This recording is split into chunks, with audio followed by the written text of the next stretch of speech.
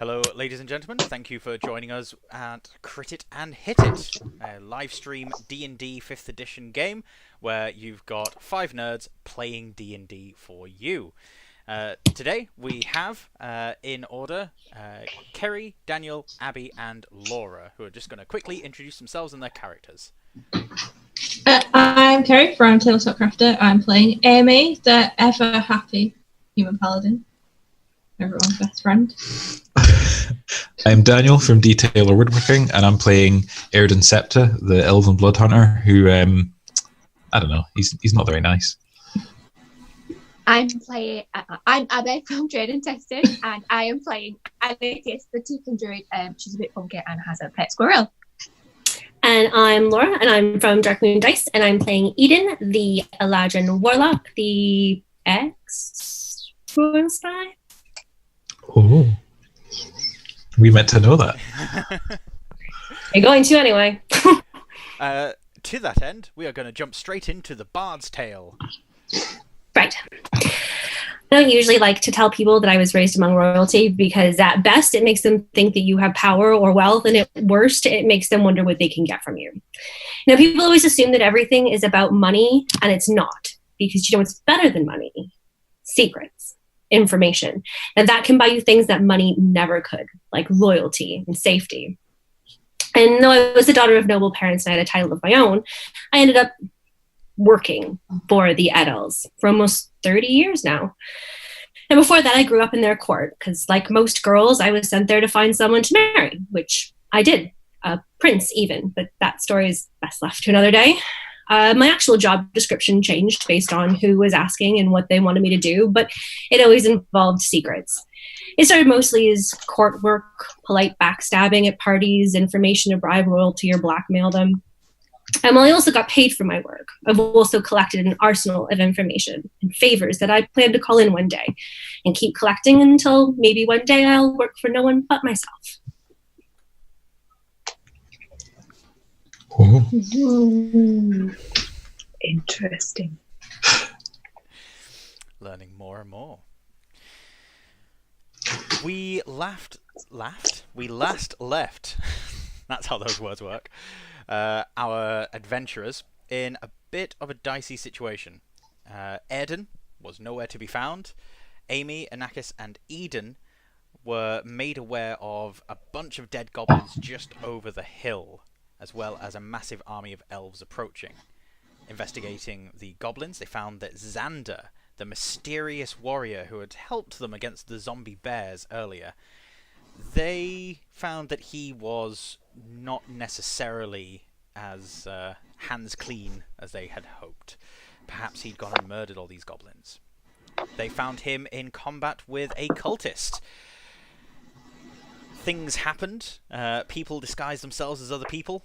Ultimately, Xander was chased into a forest, and a demon within him cast out by the party.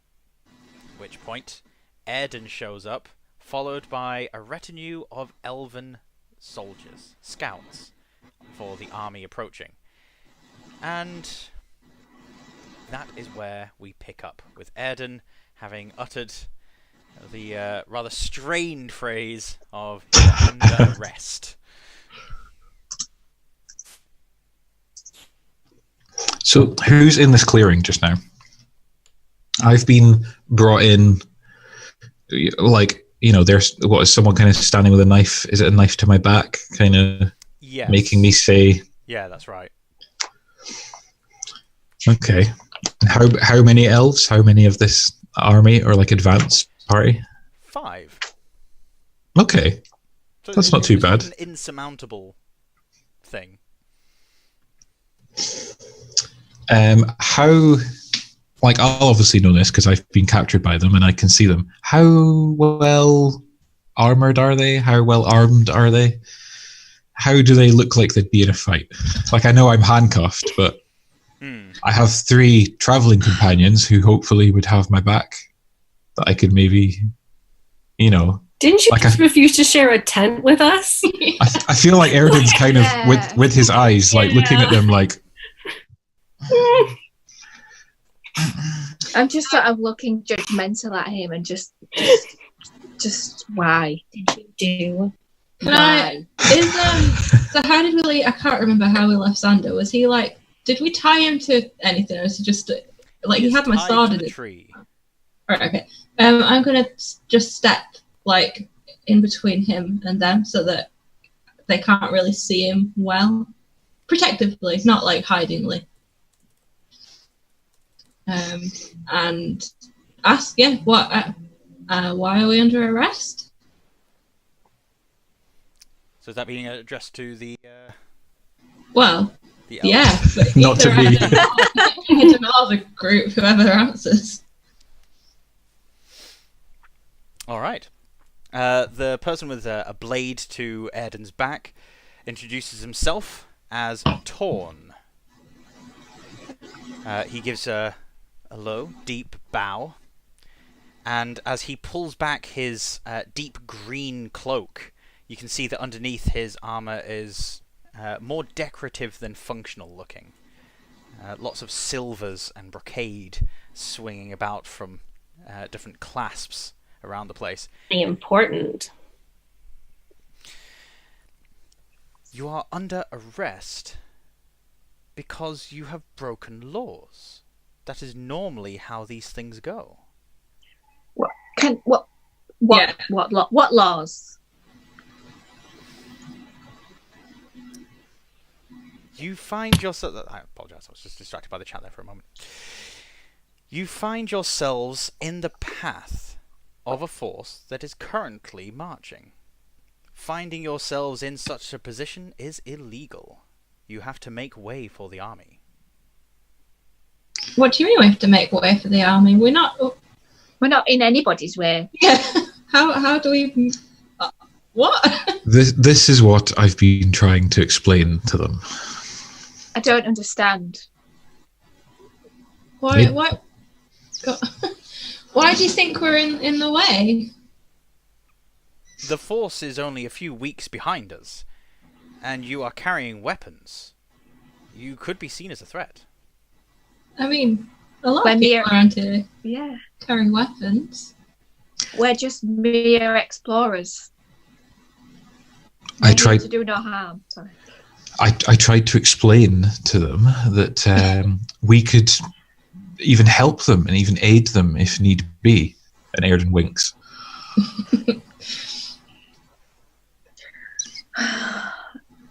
What is there anything like can we not be arrested?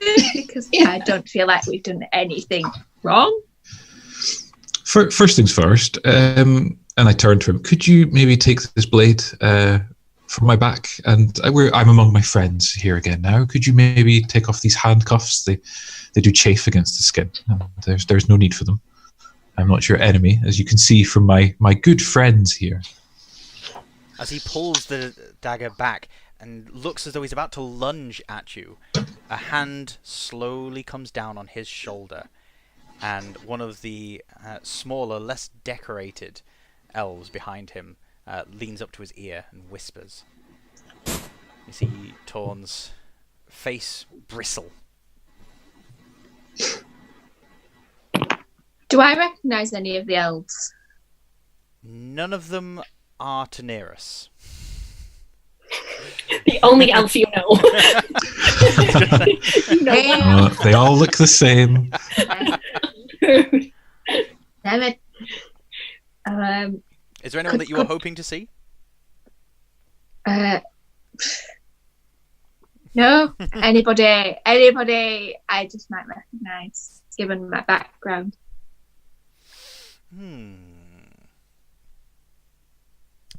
Give me a history check.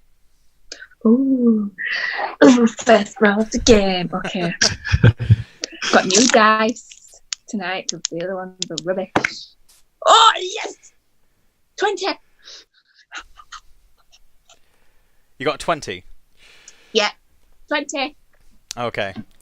I'm still sorting out the volume thing here. Let's see what I can do. I don't even have dice, so I'm using a little app. Like, you press cheating. the button. It's horrible. I hate it. Okay, so you got a 20 total for the history check. Yeah. Right. You do recognise the one behind him, but not from personal interaction. You recognise the seal on his left lapel. You find that you find I apologize. You know what, I'm gonna just minimise the chat for a moment. Distracting me. You find that the clasp on the left-hand side is of something from your past. You've seen this seal personally. It appears to be a family crest, an heirloom that isn't normally worn on Edel soldiers. But it's one that you are not related to, but you recognise. I don't want to go too detailed with everyone else listening, but I'll ping you a message. Yeah. I just sort of look at him, eyes squinted and looking up and down, trying to recall anything that I'm as to why I may possibly recognise him. That'll be it. Okay.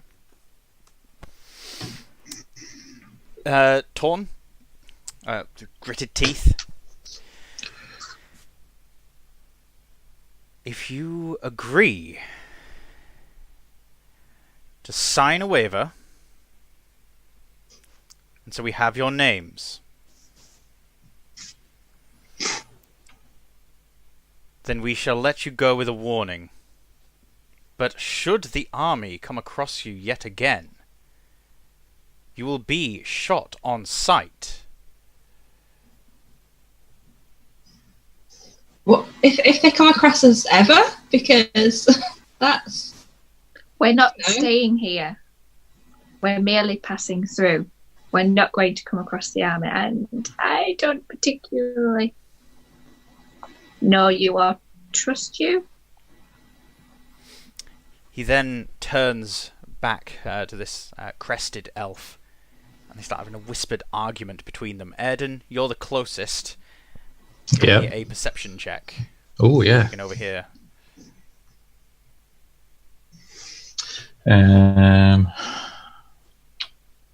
Sorry, 14. 14. You can overhear most of it. You get the occasional word dropped. Bless me. Oh. I wondered where that was. I'm sneezing. The occasional word drops, but you get the gist. They are arguing back and forth in harsh whispers. Torn is talking about not needing the pretense that they should just carry on with their mission at hand. The other one, who he refers to as Fallon, he's insisting that the others don't know anything, and so appearances must be maintained. Mm. Okay. Torn then returns. We will let you all go. You can move on, and we will just hope that we don't see you again. what's changed? I am merely giving you a chance. I can see how intimidated you are by the threat of an elven army. I don't wish to create such an incident, should you resist. I can't wait for him to take the handcuffs off. Can I walk over to them? I put my sword away and like walk over to them like friendly and everything. And can I hold out my hand to like the leader, whichever one seems to be the leader? Torn appears to be. I stick out my hand and say, "Hi, Torn. My name's Amy. Hopefully this didn't sort of sour anything, and you know we can stay on good terms. Like perhaps we could all be friends, and like sometime down the road, like we could help you, or you could help us, or yeah." Give me a persuasion check. I am going to say that this will be at disadvantage, given the circumstances. Oh dear. There we are. What's our persuasion? 11. He eyes you up and down, assessing you. Always a pleasure to meet a human. I think so too. Pleasure to meet an elf as well. See a lot of elves at the minute. This guy and He then turns his head dismissively and instructs one of the other elves with a bit more functional armour to remove the shackles from Airden, as another two, so the other two, move towards Xander. oh, okay. Ooh. Do I see that? Because Yes. I would be then darting to be like walking in time with him, if not trying to be quicker to get back over to him. We're like, where are you going? What? I thought we were done. Torn shouts over to you. They are collecting our prize. There's no prize to collect. What prize? When are the handcuffs off now? Oh gosh. The key. Don't you dare. The key is in the lock, and Okay. he's stopped to watch what's going on. Oh, okay. But can I like walking backwards while still walking with them, but looking at Tom, being like, "What are you talking about? What prize?" Why, the gentleman you have tied to a tree. He is to be taken to our prince. He has a word he'd like to have with him. What's the word? I like words. You do assort yourself with strange folk, don't you, Erden? I'm just like not daring to say anything. I'm just too kind of. The guard then clicks to unlock the shackles. They snap open. Okay, so where's Torn? The one who had the knife to my back? He's walking towards Xander. He's not walking towards Xander, no. Oh, sorry. So he is stood... there's basically just this other elven soldier between you and Torn. Mm-hmm. Damn, so someone in the way. There is someone in the way. Oh, well. Okay, He's about 5 feet from you, though.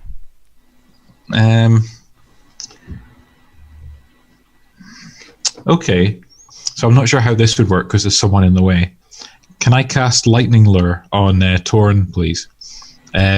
He must succeed a strength save or he's pulled 10 foot towards me, and then he takes 1d8 lightning damage. We're going to quickly launch into initiative then, to see if they notice any like movements and can react beforehand. No! I forgot the Welsh accent. Okay, the Welsh accent's here. Oh, it's another 19. Ooh, I did good. Which makes sense, I guess, because I surprised them. Natural 20. Oh god. 8. What was 20, yours but- again? Sorry, Dan. 20, not 20. natural 20. Abby? 19. 19. And Laura? Natural 20. Natural 20. What is it when you add your dexterity? 21. 21. That's sad. Well, then it goes up by just 1. Yeah. All right. So, Eden, you see the shackles fly open, and you notice a movement, a sort of sweeping step of Erden's, as if he's grounding himself, readying for something. Right. What do I know about these people? I mean, other than like what you can tell that the guy looks fancy. Like, do I know anything else? You know that these are low-level functionaries. That these people are people that you wouldn't normally interact with on a day-to-day basis. That they're not like courtiers or anything. But these are the people that just get stuff done. So you've interacted with people of their type, and there may be some of them that you really like, but these ones in particular you've not spent any time with.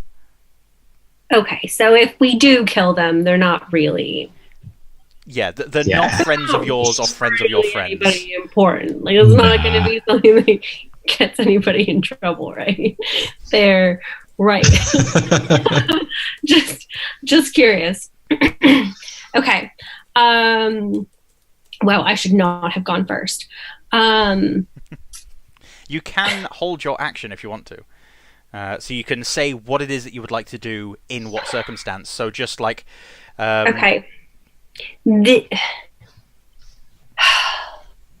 Okay, and this is the Merca army led by the dragon, right?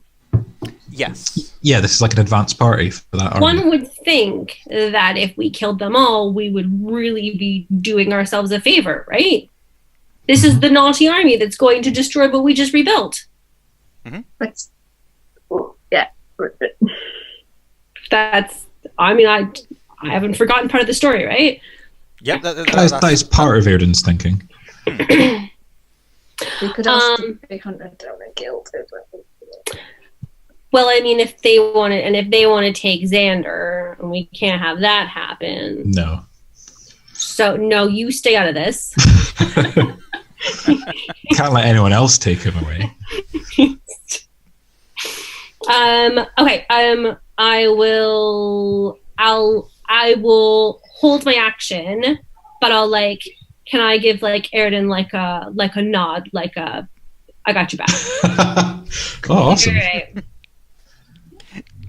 Is there any particular thing that you want to ready yourself to do? So, like, if one of the elves draw a weapon, you then, like, let off a cantrip or something?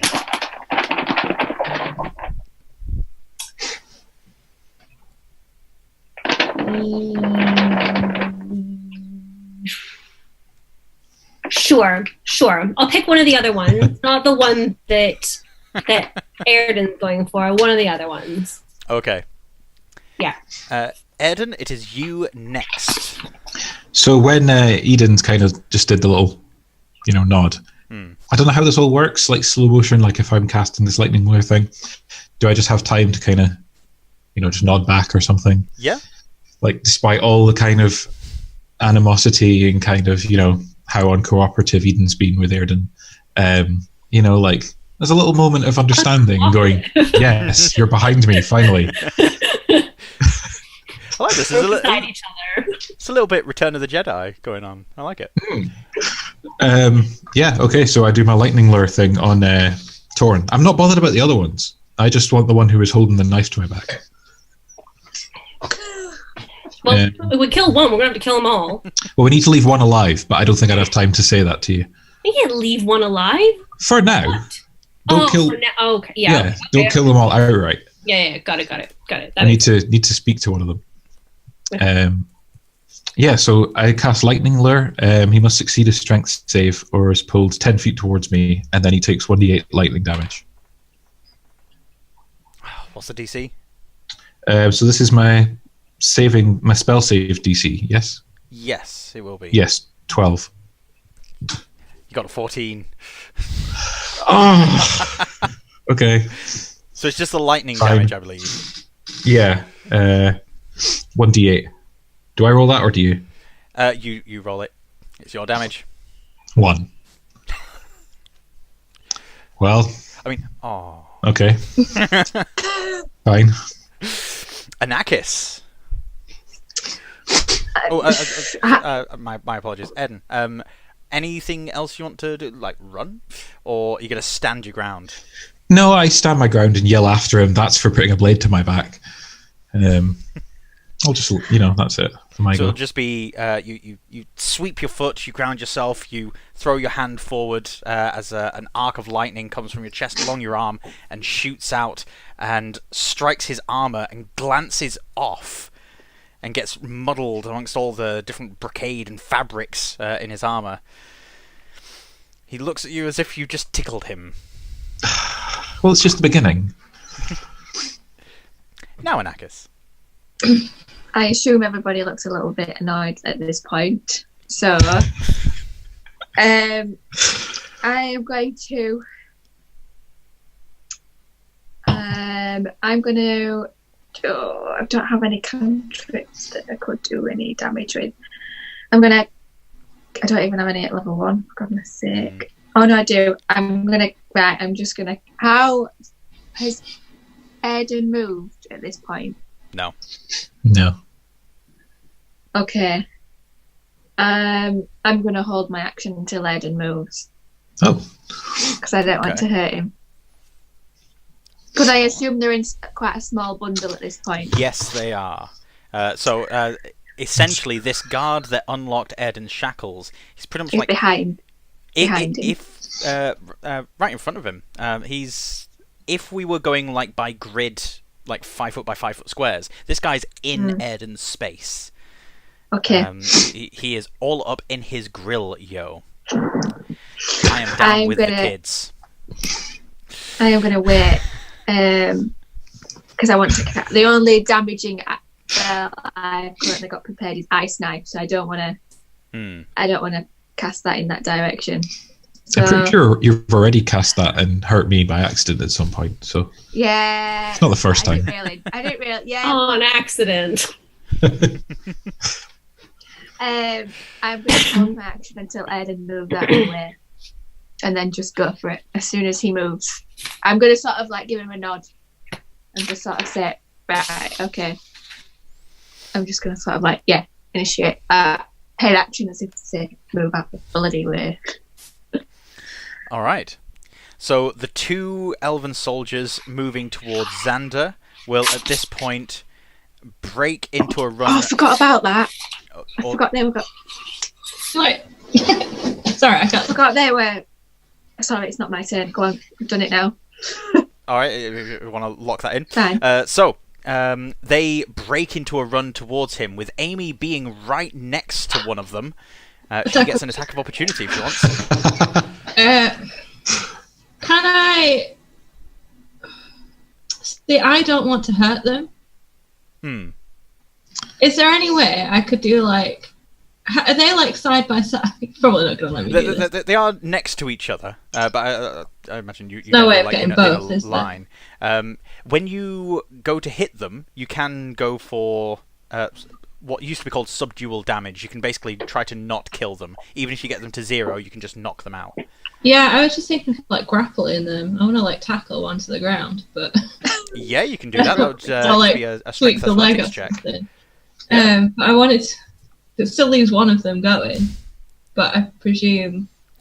How far away from Xander are we? You're only about 15 feet from him. If you wanted to push one of them into the other to knock them both down, please. Yes. Yep, that would again be a strength athletics check, opposed by theirs. Got an 11. What did you get? 15. Then, as soon as you see them sort of hunch down and dash forward, you turn, quickly shove, almost instinctively, one of them into the other, and they both collapse down onto the floor, bundled into each other. They quickly pick themselves back up again, but they now are stuck in the same spot. You've essentially arrested their motion. Both of them draw short swords and decide to attack you. Yeah. What was Amy's armor class? At 19. 19.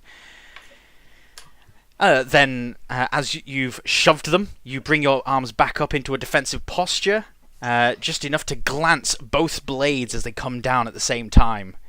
Just a small burst of anger before you quickly compose yourself. I imagine with a petite smile. Yeah, always.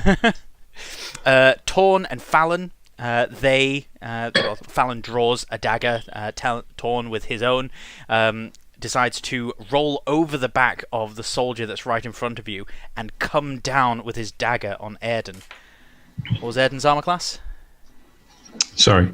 It is 15. 15. Oh, I got 13. So as he comes down, raising up the shackle to defend yourself, it glances off the shackle just before it falls down from your arm completely. Fallon decides to rush at Eden. I got a 15. What's your armor class, Eden? 12. 12. Have you done your held actions yet? No, they've started moving. That's a very good point. Eden, they've started doing stuff. Sure, do stuff. I don't. Does it work this way? Like, can I let him attack me and then I can attack him? If you want to do it that way, I'll allow that. Yeah, I'll just do it now. Okay. Cool. So, Fallon dashes towards you. You're gonna hit me anyway. See you, Abby. As he dashes towards you, thrusts his dagger, and manages to get it into your chest. Just as Enver leans down and stretches his arm out, slightly elongating, small spikes sticking out, as if he was trying to get in the way of the blade. But he doesn't manage to do so. Don't do that. You take 6 points of damage. Oh, that's nothing. That's nothing. And then, as he's pulling the blade out, he turns it ever so slightly. That's mean. And as he pulls it out, you note that the wound is gaping and gushing blood. So while you've not taken direct damage, you know that this is going to be hellish to heal. Yeah. Okay. All right. Now I'm angry. And the one that's been flipped over simply starts moving away from Airden, running at full speed. So Eden gets her reaction, and then Airden afterwards, if you want, you've got an attack of opportunity. I really want. Oh. I mean, I feel like I should use Hellish Rebuke because at least it's a reaction now. Well, but because you held your action, it's using your reaction to use that. So it's either Hellish Rebuke or the other thing. That's the downside of holding your action. Yeah, then I'm gonna go with Chill Touch. Cool. Because that's my badass one. Busting out the necromancy. Okay. Yeah, all your spells sound awesome. Oh, they are. They are. You haven't seen this one yet. This does. Ain't seen nothing yet. Dun, dun. Oh no, it's not this one. Oh no, it's not. Sorry. I'm dreading us doing a musical episode. I really am. That's not happening. Why would that be a thing? I did not get that memo. No. I could see Airden being really into that. I mean, I could see Amy being into it, but... Once more, with demons!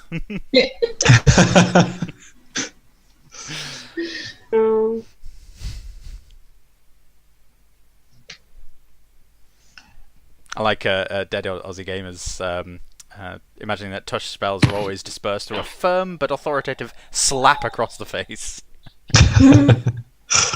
Oh, maybe it was Blight. Sorry. Blight, I think, was the one I wanted. 219. I'm sorry. These are both new. They're both spells. Yeah, but one is more awesome than the other. Yes! Blight. 8d8 necrotic damage. What? How do you have that at level? What? Oh. I'm just, they're looking at mine, it's like 1d10 damage. I'm like, It's like the nuclear bomb option. How do I get that spell?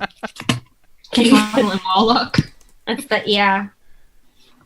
Well, that's wizard technically, isn't it? I have no idea. I don't play spellcasters. This is the closest I get. No. Commanding everyone. Yeah. Okay. Only because I want to look really badass. Okay. Necromantic energy, wash over creature of your choice, gives you the range of vitality from it, charges 88 damage on a failed save, or half damage on a successful one. That's it. Your saving throw DC is going to be higher than 10, isn't it?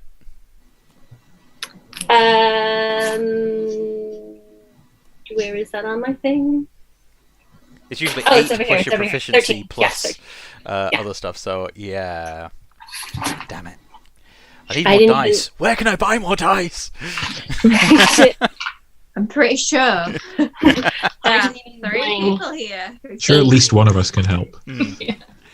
Okay, so he failed that. So Blight, is that transmitted via touch as well?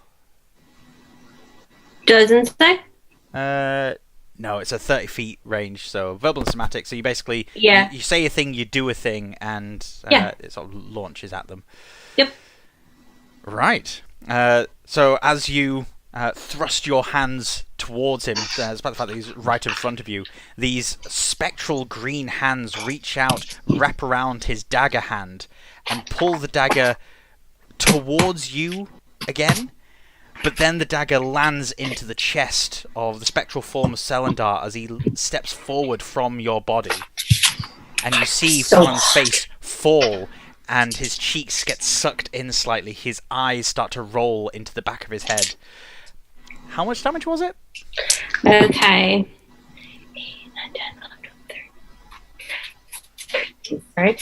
3.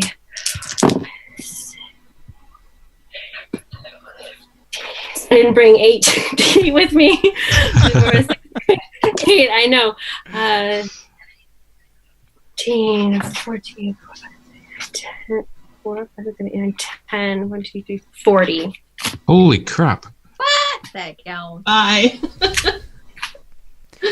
Oh, As I you want see his- everybody to be watching this. Which one is this? Sorry, which one is this again, Drew? This is Fallon. This is Oh, it's not the sort Torn. of Okay, that's fine. worm-tonguey, Yeah, whispery no. guy. Right. So yeah, Don't worry, I left you your guy. his cheeks sallow immediately. His eyes roll back. His hair begins to whiten and fall out at the hairline. You see his nails seem to elongate. His skin shrivel up, and his breath gets pulled out. His chest starts to cave in on itself, and he starts hunching over. The only thing that he seems to be able to use to hold himself up, as his legs give way, is the dagger being held up by Selendar, who then wrenches the dagger from his hand, grabs his neck, lifts him up high into the air, 12 feet high, and then drops him. The dagger collapsing to his side at the same time, and he falls down dead. Oh my god. I love him so much. Amy saw none of that because she didn't do any pushing the other people over. Yeah. Did I see that? You Oh, better yes. have. I think I shout across. We'll talk about this later. You and me, we're gonna have a conversation. So, Erden, you get an attack of opportunity against unnamed anonymous elven soldier number 3. Yes. Was this? Sorry. Did you say so? One of them was running away. Yes, that's the one that's running. So the one that unlocked your shackles, Yeah. Torn sort of rolled over him and crashed down on you, and now this guy, who is also within 5 feet of you, runs away. Okay. I will attack him with my crossbow. Yeah, just straight up attack with my crossbow. You reach for your crossbow, and you find that because you were captured, your weapons are being held by the elves. Oh, of course. Oh, man. Oh, such a shame. Damn it. Okay. Oh well, that's my action, I guess. Oh, Is it? That's not your action. You reach for your crossbow, and then you remember you still have your action. So where would they be? Like, Can he grab a weapon off of me? do any of the soldiers obviously have my weapons like on them or anything? Yes, in fact, this one that is running away has your sword on him. Because Right. this is just a reaction and it's an attack of opportunity, it's meant to be just a single melee attack. I will allow you to make a sleight of hands check to see if you can take your sword and then use it. Oh yeah, totally. Alright? Right. Got a beat of 13. No, that will not. No, that's 6. So as you reach for your sword that's currently tucked into his belt, he turns, draws his sword, and starts walking backwards. So instead of running all the way away, he's now just 10 feet away, ready for you. Okay. Amy. Yeah. Do I get my attack? Because I've not. Because everybody's moved. Yes, that's a good point. Do remind me about your readied actions. 'Cause I have not noted them down because I am a big poopy pants. I have changed what I want to do. Am I allowed to do that? Not with a readied action. That's fine. So it's I'm going use to it or lose it. cast. Can I just note where the guy with the seal is? That's the silver guy head. that's just been killed entirely by Eden's spell. That was Fallon. So Okay, I am his now body's going to fallen on the cast. floor. It's fine. Are there a group of them still? Like There's within 2 close of them with proximity? Amy, and Okay. Torn and this other elven soldier. They are also within 5 feet of each other. So you've got 2 groups of 2. Okay, how far away are they? From you, you've got the 2 near Amy, which are 10 feet behind you, and then you've got 15 feet in front of you, the group in front of Erden. Okay, I am going to cast. Ice knife. No, thunderwave. No. Oh Thought you readied fire thing. Wasn't it fire? no, it was ice knife. I'm gonna. Yeah. Sorry, I've got to keep what I'm gonna do. Yeah, I'm gonna cast ice knife. Cool. Well, since both groups have got elves moving, You can pick which group you want to launch the ice knife at. The one that are 15 feet away. Okay, the ones near Airden. Yeah. All right. I'm sorry, Ed.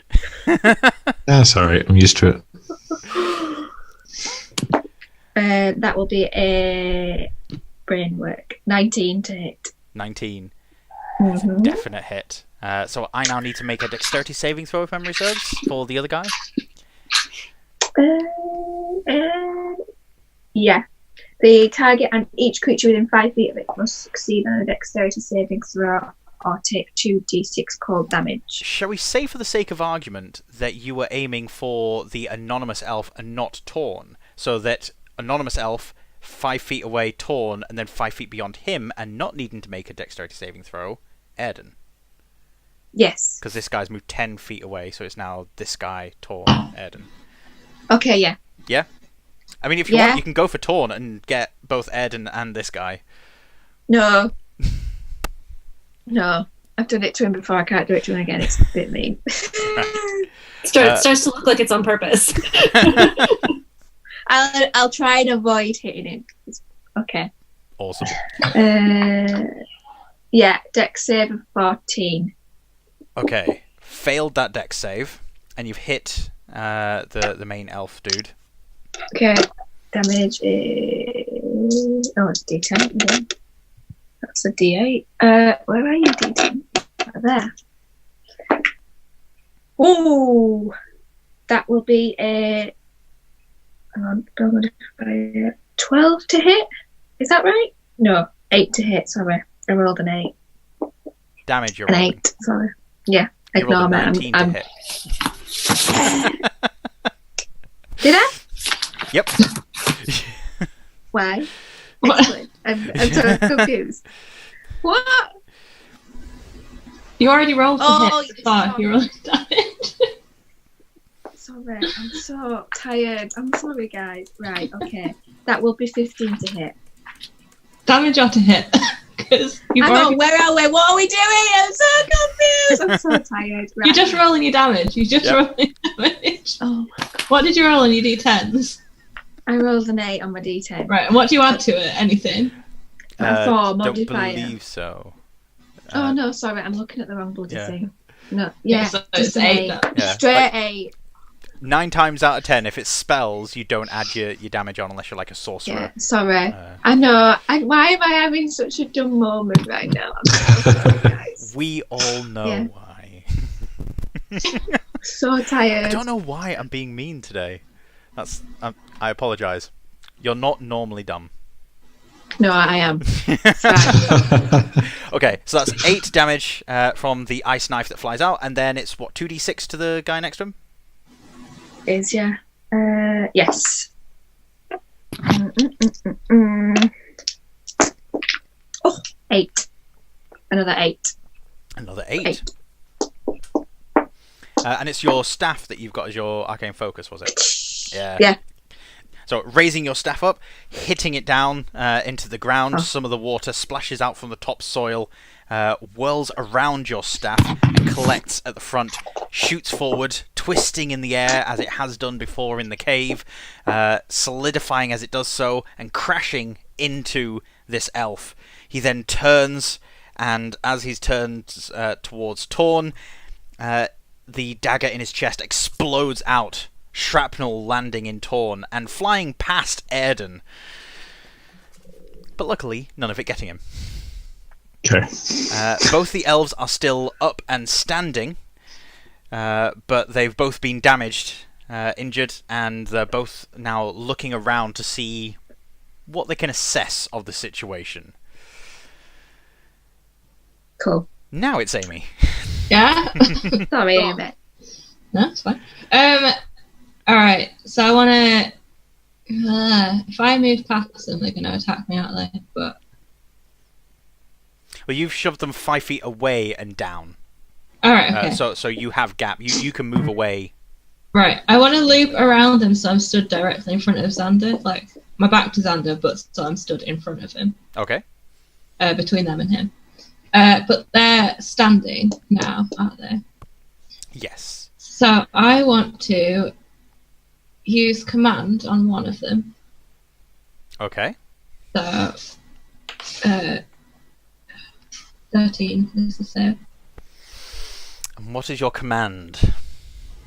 Flee. What?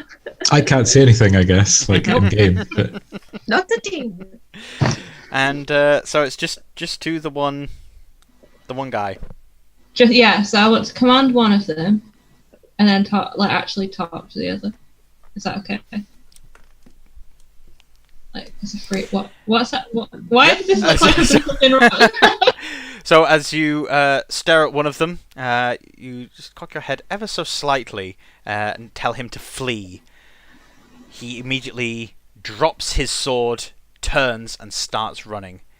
The other one, turning to watch him run, look back at you. Sorceress. Smile. I mean, paladin technically. But look at what's happened to your friends. I don't want to hurt you. Leave my friend alone. Just go. And I stand with like my sword out, threatening them, but still smiling. He looks at you, eyes locked on yours, and starts to draw his blade along his arm. Oh god, I've seen this before. Christ. Blood mage. Is it his go? No. Like no effect is happening, but Right, he's okay. starting to do that. So you're standing between him and Xander. Yeah. Alright, that's your turn. Eden.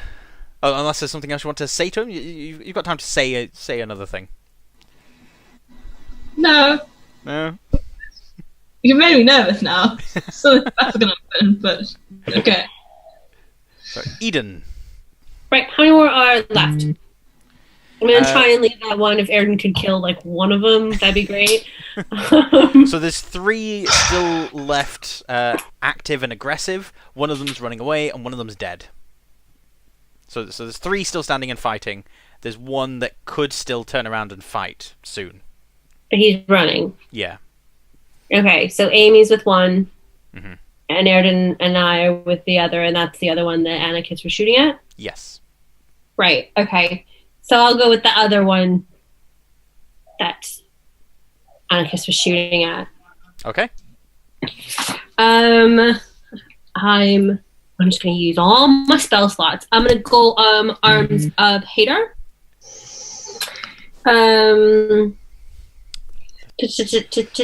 Oh, actually, that gets everyone within 10 feet of me, so it's gonna get both of them.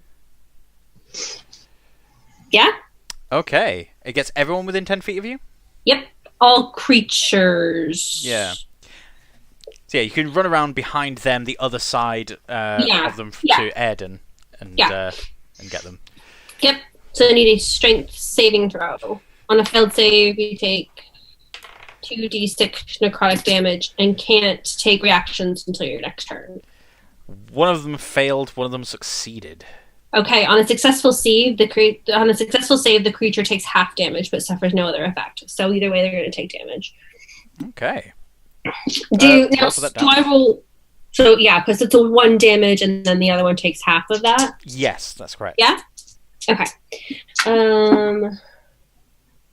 8. So 8 damage. 8 necrotic damage. 8. Right. So as you run up behind the lot of them, the one that's just had the nice ice knife shoved into his chest turns to face you. You throw your arms out, Enver clambering to on top of your head to mimic your motions. He's so cute. He's adorable, isn't he? And the leaves of the forest seem to skitter along the ground, the wind picking up, and gather up into this wave behind you that then crashes down and wraps around the small leaves and twigs, spinning around, cutting at them. But you see that the small twigs and thorns and leaves, as they cut underneath the skin, start to burrow and dive into them. And it starts necrotizing the tissue around it as they start penetrating in. The soldier starts to gasp for air and then collapses down to the ground. However, Torn, you see that these things are going into him, and he's getting cut open, but there isn't any blood showing. Great. And he turns his head to look at you, sees this swirling mass of nature trying to attack him, and he simply pulls out a talisman, gives a wink, and then tucks it away. You recognize it as the same kind of talisman that you saw that cultist lady pull out. If I stole her finger, the finger and a medallion cancel each other out.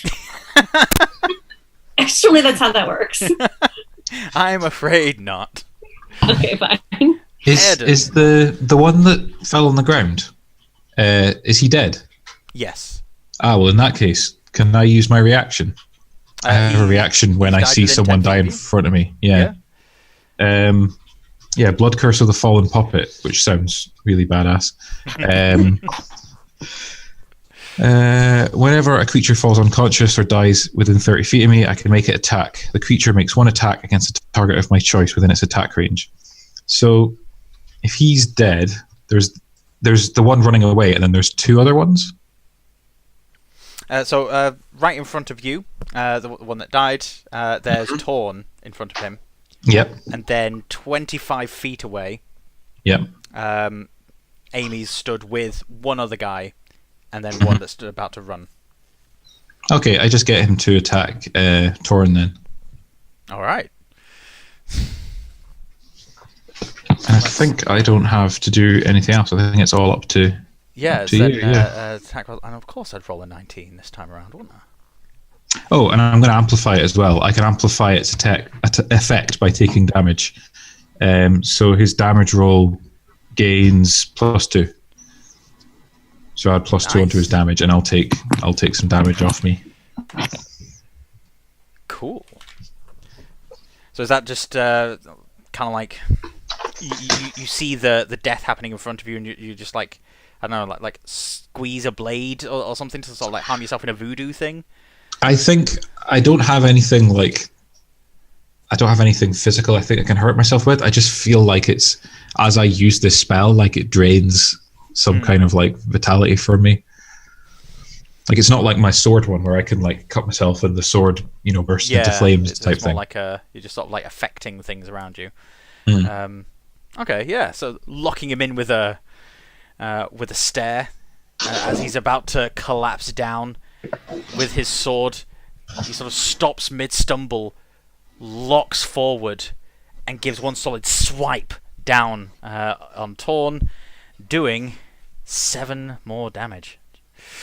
So as he slices down at Torn looks utterly shocked, and then the guy collapses down to the ground.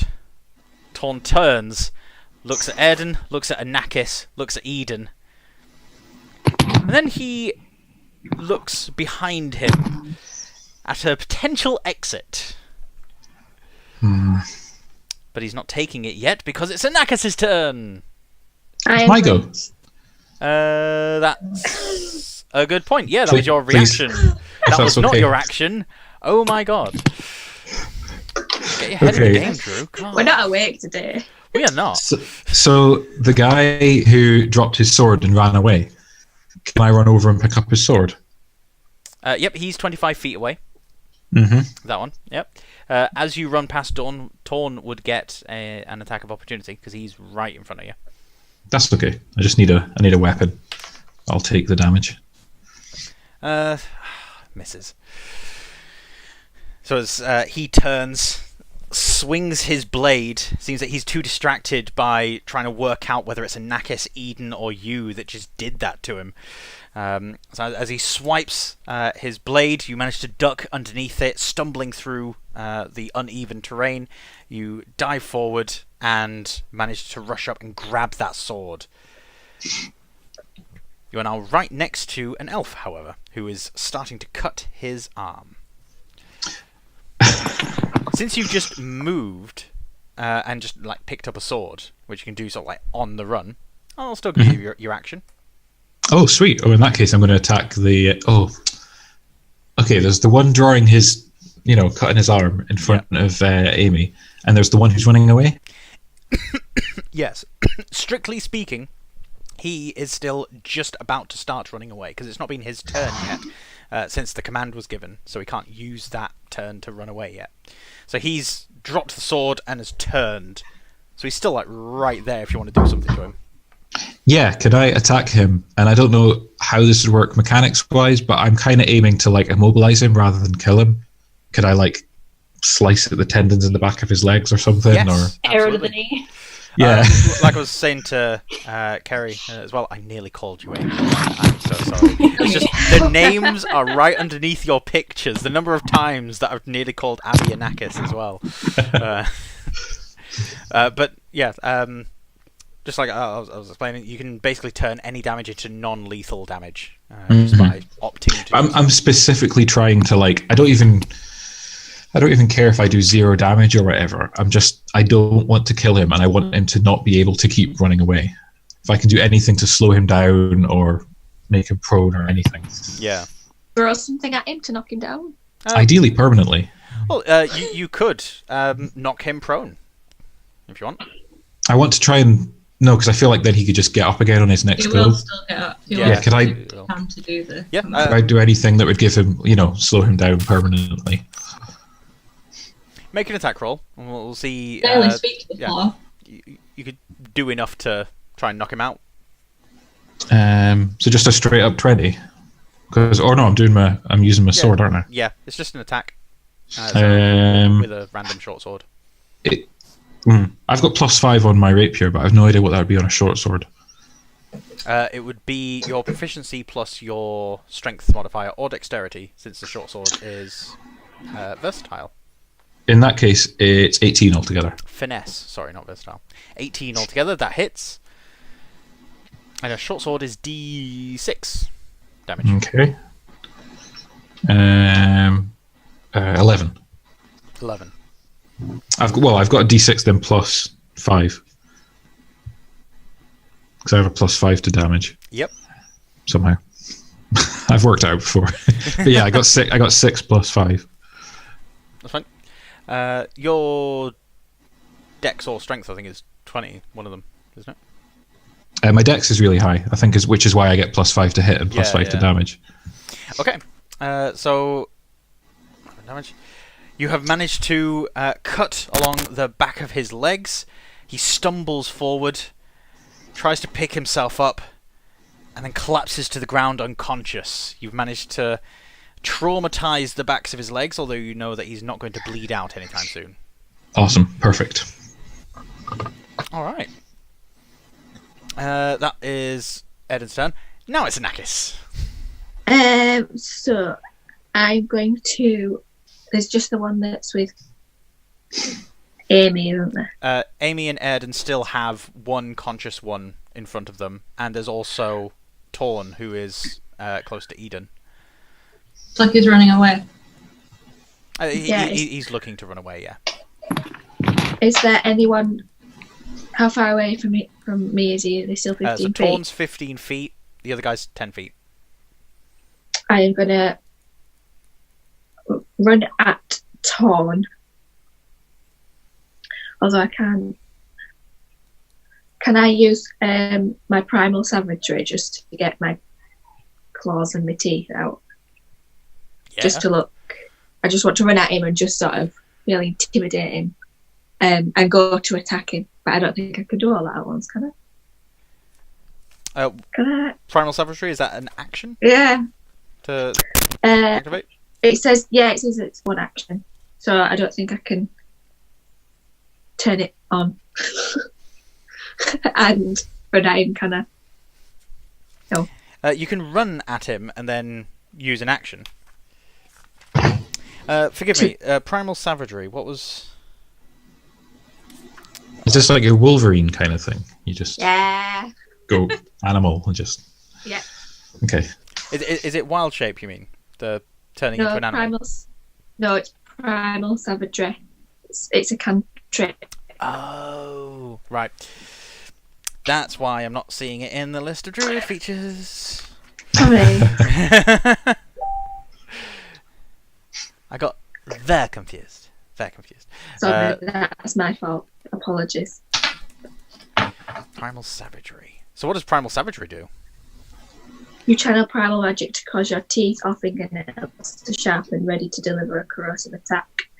Make a melee spell attack against the creature within 5 feet of you. So I run at him and get it out, I think, but I can't attack him.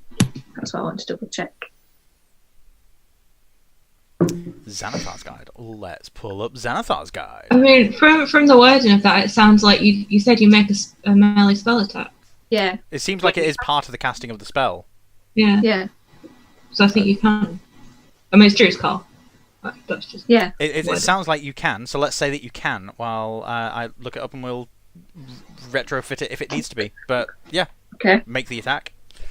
Yeah.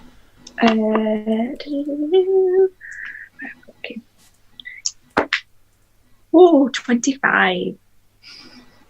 25. That definitely hits. I'll just see if there's any. Just one d10. Oh, 4 points of damage. Acid damage. What was the acid damage, sorry? Yeah, 4 points of acid damage. 4 points of acid damage. Yeah. Yeah. Cantrip, 1 action. Just a somatic component, so it is just you basically doing the whole Buffy vampire thing, or just like, and then leaping on them. Yeah. That's cool. I like that cantrip. I'm sure I've used it before. I think I used it in the very first session. Possibly, but you know, memories are a fickle thing. So, you charge over to, was it Torn, the guy near Eden? Was it? Yeah. Right. And 4 points of acid damage. Right. You'll be able to rush over, grab hold of his shoulders, which shocks him for a moment, and you drag your teeth along his neck and shoulder. And as you pull your head back, you can hear the sizzle and crackle of his skin left behind. You've got some blood of his dripping from your teeth, and it's thick and black. And there's this kind of viscous ichor. It doesn't taste very nice. And then as you let him go and sort of shove him back, Nutkin peers out from behind your head and then burrows himself back down into your hood. It's like, nope, not today. Yeah. Hell no. She's on one. In one of her moods. She's supposed to be a nice character. She's turning out to be quite vicious. Quite nasty. I'd like to think actually that while you've got this cantrip on, it does sort of like force your facial features into a more bestial sort of Buffy vampire thing. Amy's looking around at all of us going, who are these people? It's just I feel like I'm pretty consistent. so many people I need to send. We've got time, we'll work on it. Brilliant. Alright. Try the campfire. You guys want to talk about our Lord? Yeah, basically. Yeah, who will win eventually? Will you turn us to good, or will we corrupt you and turn you to I think evil? we're all pretty evil, aren't we, at this point in the game? Yeah. Apart from So- Amy. Torn wrenches his amulet from round his neck, tosses the dagger aside, and then slams his hand down into his other hand, crushing the amulet. It seems to have been made out of some kind of pottery or clay. And as he smashes it into his hand, the pieces of it collapse down into the ground into a rough circle around him. He quickly spins around to complete the circle with this ground up amulet, and then he gets pulled down into the ground as the earth twists and pulls him down into like a sinkhole that's just appeared. And as he disappears into the ground, the rest of the mud sort of bubbles up over him and fills in the spot where he just He's was. like,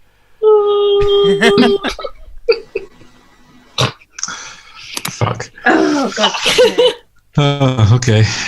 You had one job, Airden. One job. Oh, come on. Are we still in One initiative? job. Yeah. Yes, because we still have the elf who's Oh yeah. self-harming. Poor guy. Oh gosh. As he draws the sword along his arm, he then flicks it out. You see that he also has this thick black blood. And then he tries to swing his sword at Amy. Realizing that Airden is right there, he seems to think better of it, jumps to the side to almost get away from Airden, and swipes his sword down. How far is the jump to the side, Drew? By like 2 feet. It's a narrative flourish rather than a mechanical movement. But I rolled a natural 20, so this is going to be amazing. Oh, shit. As he brings the blade down, he crashes through Airden's defences, the short sword that Airden had just picked up from this elf, splitting in two, a sundered blade. And as he crashes the sword down into Airden's shoulder, he then rips it down. As he does so, Airden feels a part of himself get pulled forward and out of himself. He could almost see a part of himself, a ghostly image, fall forward further than Airden's body does. Then look back, see his own body, and fall back into him. Airden is knocked backwards, struggling to stabilize himself. And the world suddenly starts spinning around. It's doubled, isn't it? So he takes 22 points of necrotic damage. Holy shit! Holy fuck, okay. Could you also now please make a wisdom saving throw? Oh, man. Are Okay. you conscious still? Yeah, yeah. Well, I'm doing all right. Yeah. Really, really wish I hadn't used my spell divinity. 8. 8.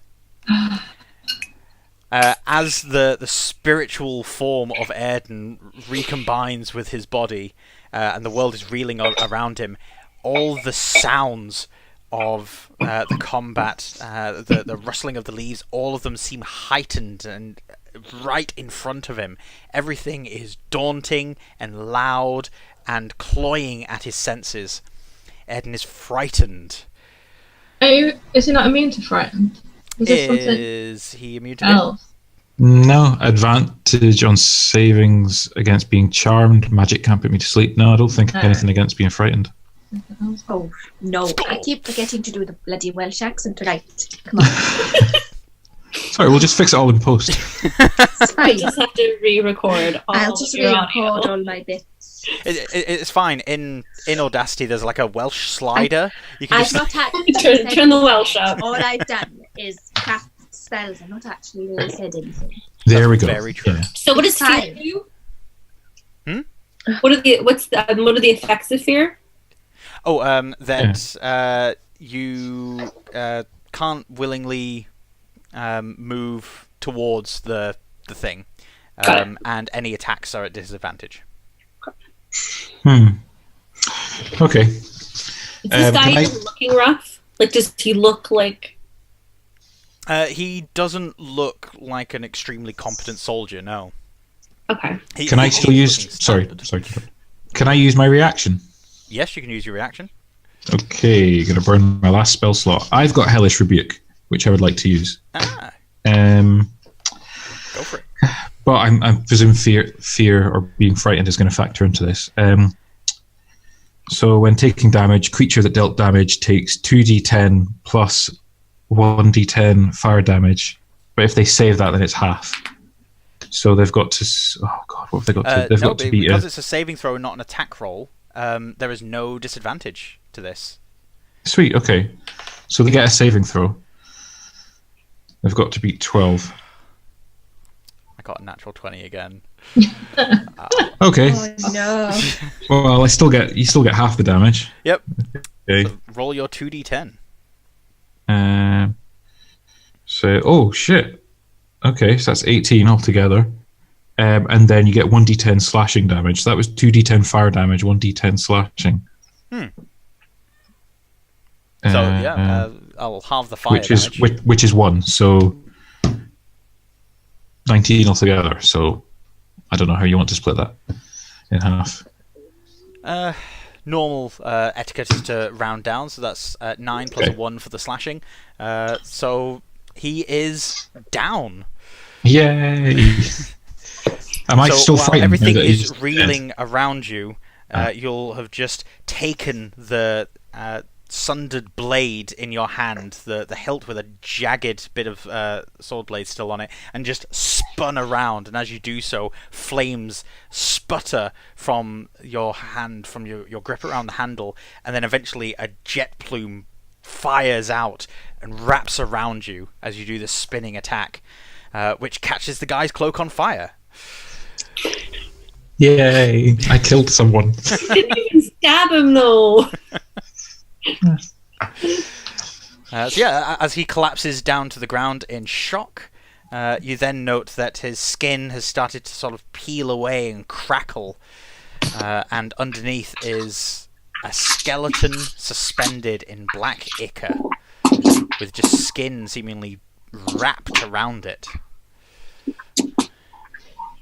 Okay. We are now out of initiative, since all combatants are gone. Or I am going unconscious. to run towards the guy at the seal, the guy, and just look, just check his body for anything else that. Am I still bleeding really badly? Yes, Eden is still bleeding really badly, to the point that natural healing and spending hit dice will not heal this damage. It needs to be magically healed. Yeah. Oh. I just look around at both Eden and Eden, who are seemingly quite badly hurt. Yeah, I'm not doing good. Sigh. I've got some cure wounds as well. This is why we don't get in fights. We should just. He put me in handcuffs. Well, you probably He shackled me. Probably definitely deserve it. Just you come here. I'll help you. Look. Who's the most damaged out of the both of you? Might be me. Yeah, I think it's you. I'm on 7 hit points. I can cast cure wounds at level 2 on you. But will that help? Did you say true? Cure wounds at level 2. Yeah. I'm just low on hit that points. will I don't think I've help. got anything else Yeah. wrong with me. Or would it be better for Eden to? Cure wounds might not work on whatever this fear? is. Eden has. Yeah. Well, it's not fear. It's whatever Eden has that normal curing isn't. Right. Yeah, so cure wounds will work on curing Eden. Yeah, Right. there's no like disease or Eden. anything. But with Erden, again, it's necrotic damage that he took, but there's no curse on him. So yeah, natural healing can work on him. That's fine. His spirit just had a bit of a shock. Oh, okay. So A lot of emotional damage. It Well, sounds you- worse than it is. It's on the inside. you cure Eden because she's like closer to you, and I'll put a hand on Eden's. Are you on the floor? Is Eden on the floor? No, I don't think so. It's still standing. Okay. I've just put a hand on his shoulder and put some lay on hands in. How much are you down? Well, I'm on 7 hit points out of 33. Can't math that. How many are you down? Oh god. I mean, I'm all right. Like, he's not I'll give you- unconscious. I'll Like, give you 20. That'd be Awesome. 26. That's my whole. Down 6. right. That's all my lay on hands. Thank you. I'll say to. I think Erden kind of looks at Amy and he's like, "They were going to take Xander, Amy." I know. I was dealing with it. That's why I'm here. They didn't take him. We're good. I mean, we didn't have to. Look, this is a conversation to have later, right? I feel. Yes, we've got some we've got some interrogating to do. We don't need to interrogate anyone. And I walk off across to the guy who's unconscious. Can I turn to Xander and say, "Are you okay?" That was pretty tense. While he's tied to the tree, he is breathing heavily. Why would you do all that for me? Because you're our friend. Well, you might they don't like Airden's just laughing. No. Sexy. You're my friend. I don't want someone to either take you or hurt you. Yeah, we can't have someone else hurting you. Plus, ignore him. He's just grumpy. He was just arrested. It's the whole thing. Like, he just needs some time so that he'll calm down. I wondered, look, before I will untie you, but Do I hear that? no, well, yes, but you're walking away. I just ignore everything Adam says. You are. There is 10 feet between Xander tied up on the tree and the guy that you knocked out, Erden. So you are close enough to hear a conversation. Okay. But firstly, I need your word that you're not going to run the second I untie you. Amy, don't untie him. But, Xander, I need your word that you won't run.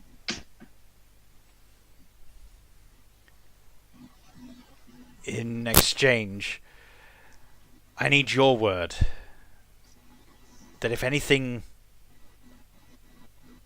happens to you because of me, you'll end it quickly. What do you mean?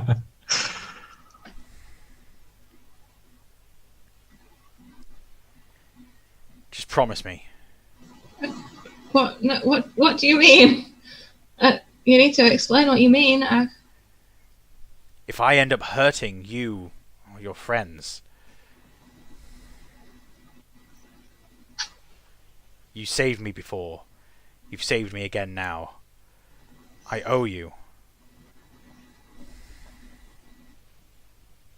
If I start hurting you and your friends, end me. Do you understand? Oh, I No, think we could promise that. Shut up, Eden. What do you think the demon will come back? Are you now bonded to it? Is it like it's left, but that's like temporary? He always comes back. Right. Okay. I mean, I love how dismissive that was. It was just like, All that work. Sander, do you have any idea did you hear what he said to me? I'm barely aware of what he does. It's this cacophony of nightmare noises. Okay. You don't know why what he was saying things in here, and I just like tapped the side of my head. No. I know that he has some kind of plan. I don't even know what that is. Okay. And how long does it take for him to come back, usually, from when he leaves? Depends on what he needs. He's never been driven out like that before. I have no idea. Okay. Well, look, I'm not going to hurt you. I believe that if he comes back, I can drive him out again. I will also not let my friends hurt you. I look pointedly over my shoulder at Ed. But if you are out of control, I will do what I can to subdue you in the situation. Is that agreeable?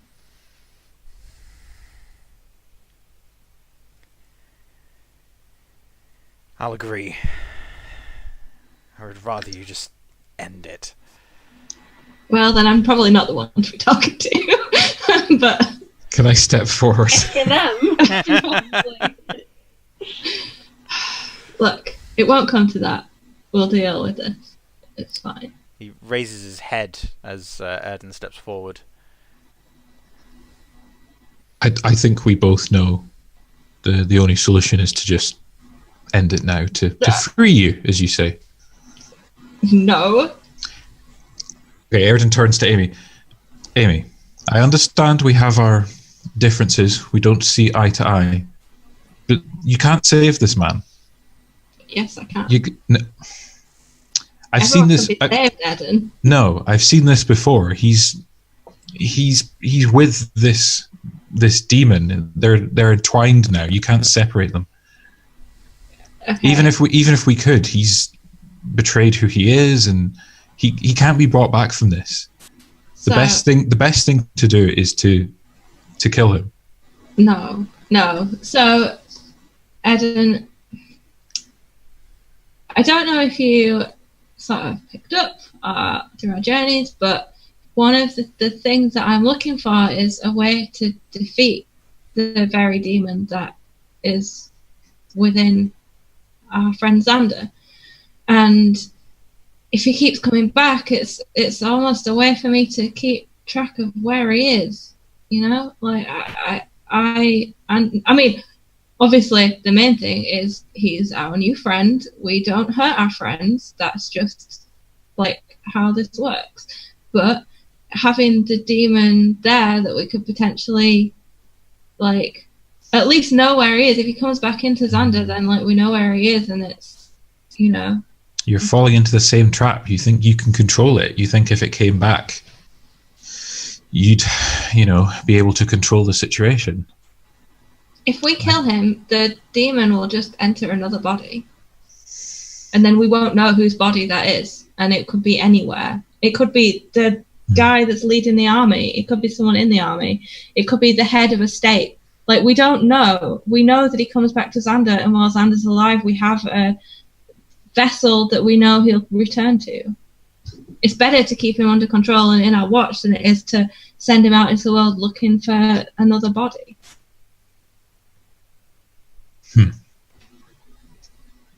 Okay, I go back over to the unconscious man.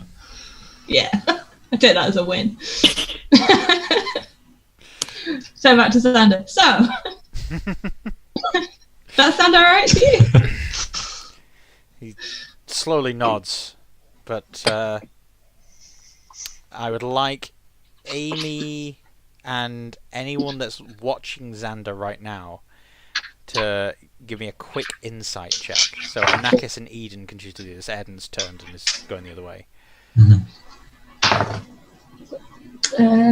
18. Okay.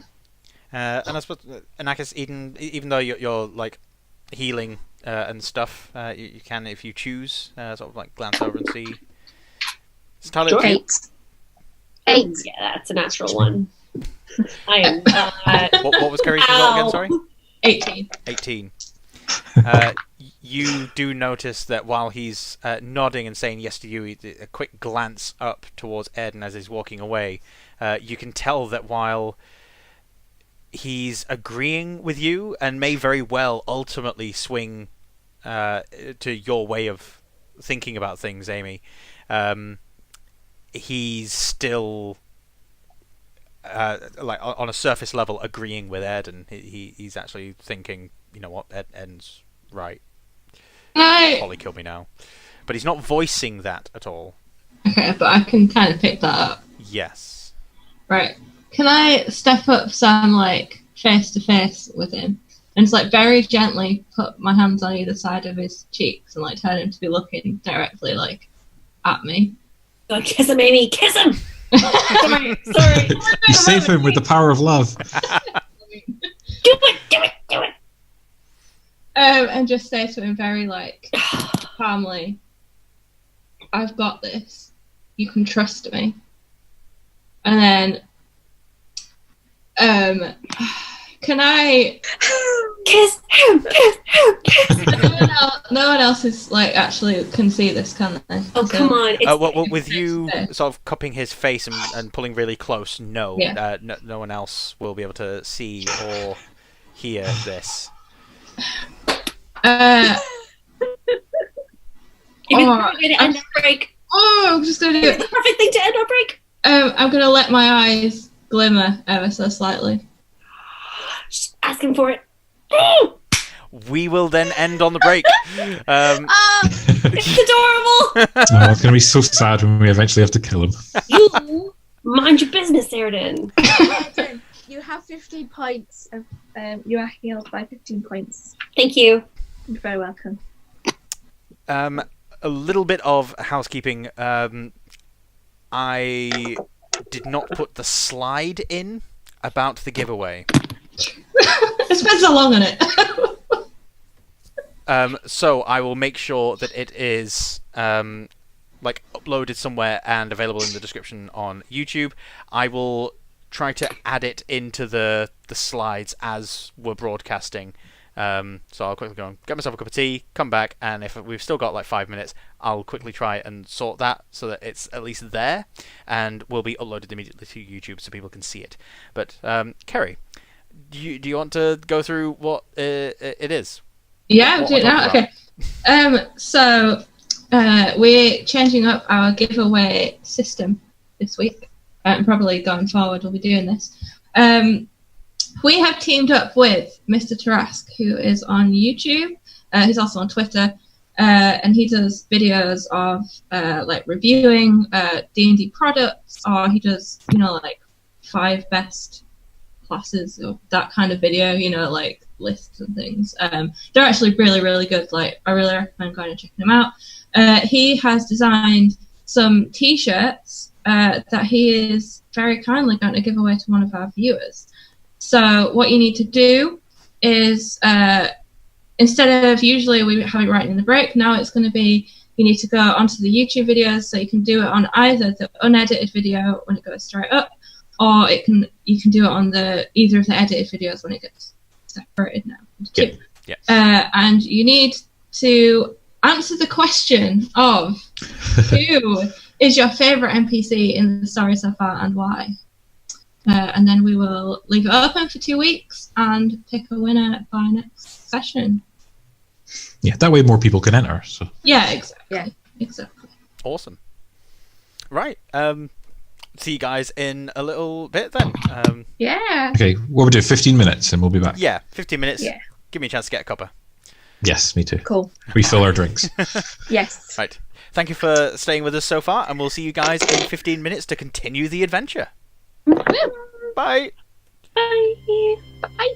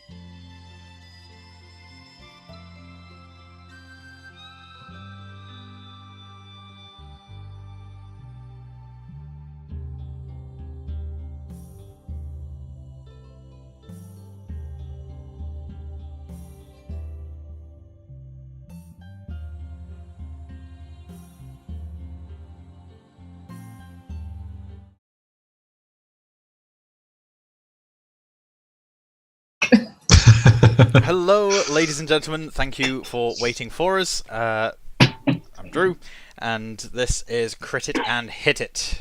We are going into our second half. Sorry. That was me. Well, we know it's working properly. Go again. Say it again. It's fine. Say it again. This is Crit It and Hit It. We're playing D&D. It's a live stream, and we should get going. Yeah. Yeah, go. Where were we last? Where were we? Quick recap. Quick recap. You guys were in a forest, you chased down Xander, you tied into a tree, you cast a demon out of him, and then a whole bunch of elves showed up with Erden at knife point and said, "You're all under arrest." And then Erden was like, "Ah." And then lots of fire and stabbing and spectral forms and all this kind of stuff, and Amy shoving people into each other. Everyone doing horrible, horrible things. Yeah. Apart from me. Well, yeah. Pushing people over. For good reasons. War is They're gonna go hell. smash the crystal. They weren't. They were taking Xander. Anyway. I mean, ultimately, in a few weeks' time, they were going to affect the crystal. They were part of that team. But yeah. What was the army? Like 1,000, 2,000 or something? Yes. 2,500 odd.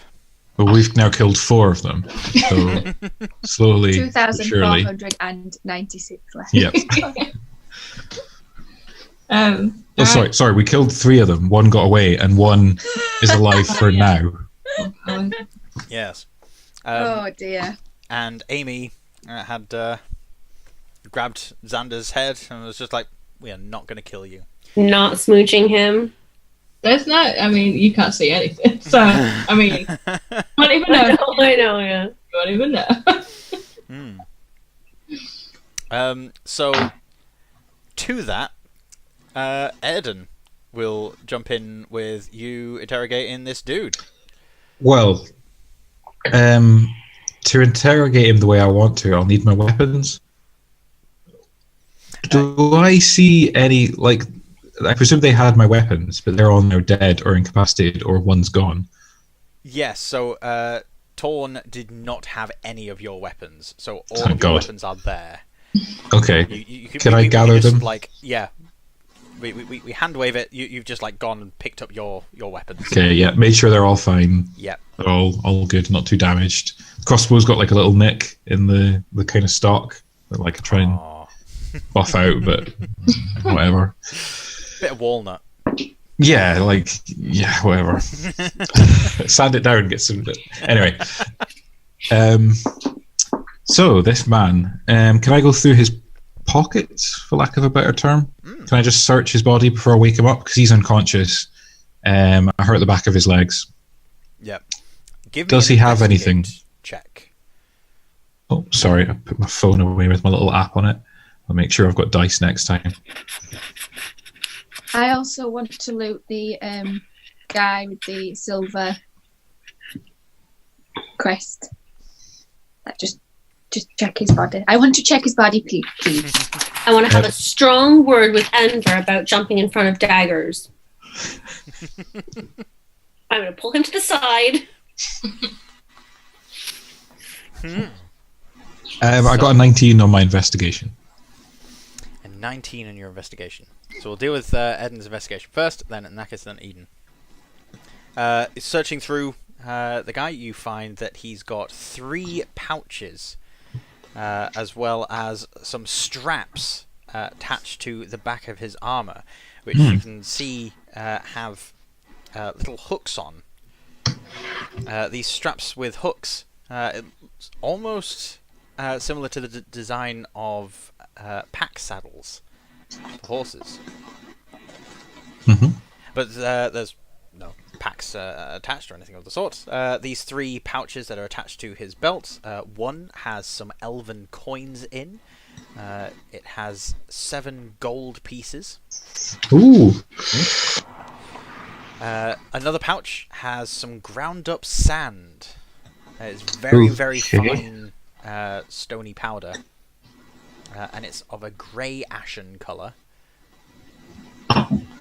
And the third bag has a set of dice. Ooh.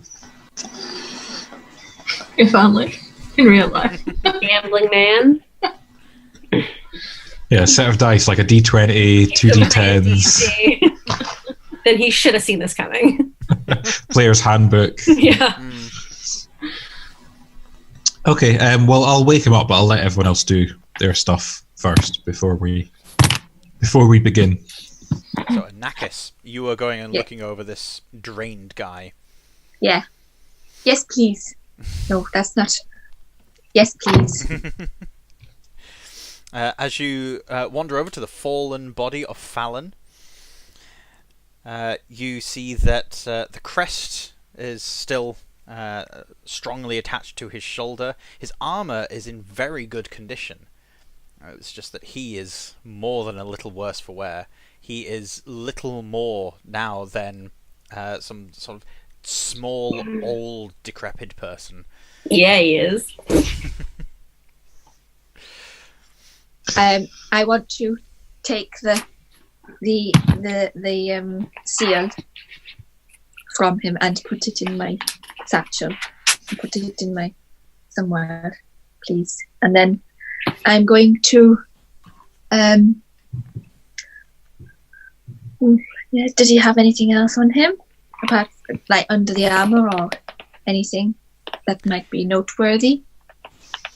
You find 2 scrolls on his person, and you also find that on the back of the crest, the crest brooch, is a small inscription. And the inscription reads, Fallon, never forget the stars. Oh. Daniel Yeah, like feels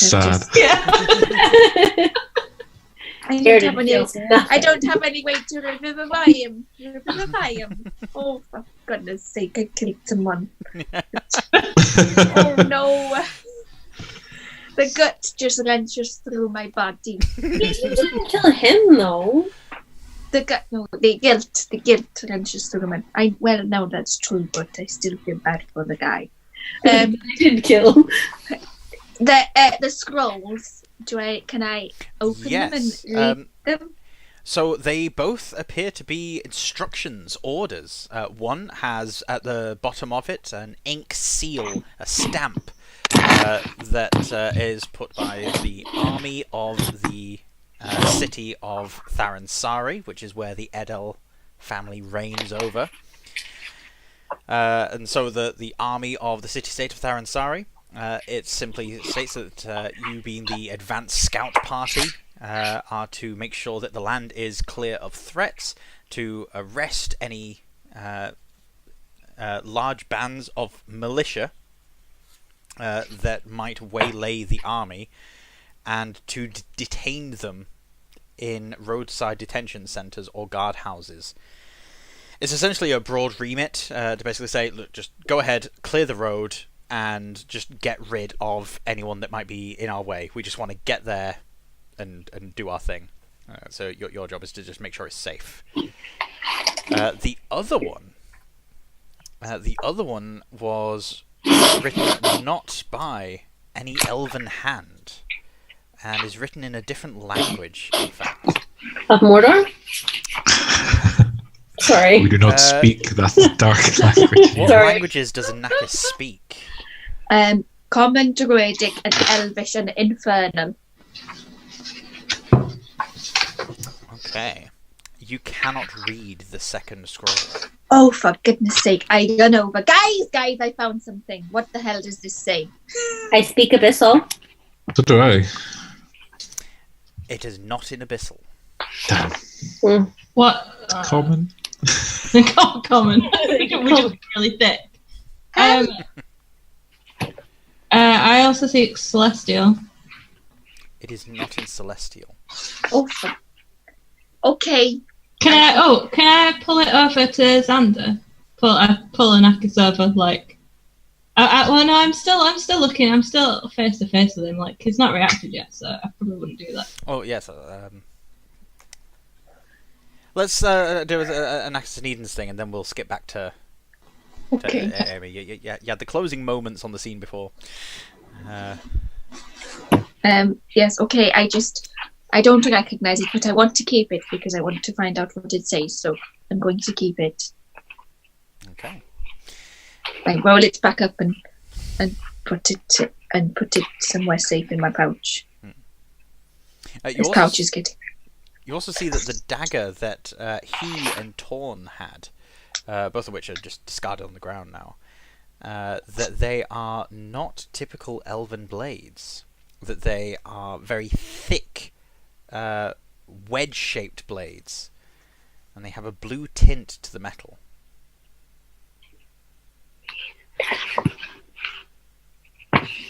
I'm going to take one, Okay. please. Yep. Can I cast detect magic on it? You can cast Detect Magic on it if you want to cast Detect Magic. Yes, please. Okay. So as you cast Detect Magic, your vision sort of goes into like tunnel vision, and you're able to look around and see magical auras.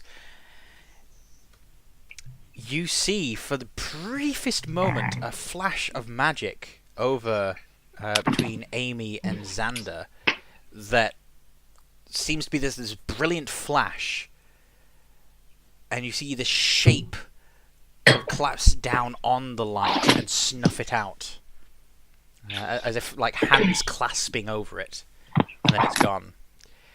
There is no magic on this dagger, but the dead body that Airden felled at the end, that he set on fire, that body also has the residue of magic on it. This dark, sickening, necrotic thing, sort of settling over his dead body as if he'd used some necromancy.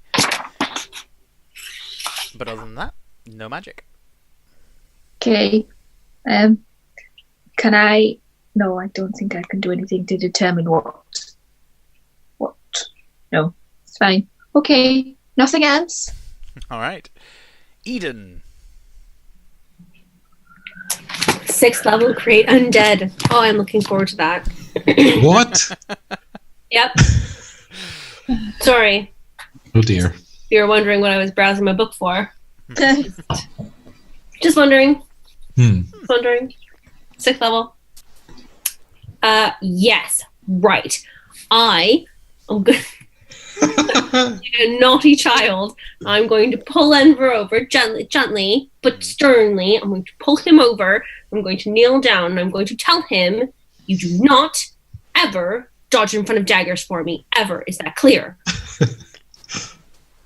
He throws his arms out as if he's about to really sort of lay into an argument with you. He looks you in the eye and thinks better of it. Fine. Fine. Say you promise. Say you promise.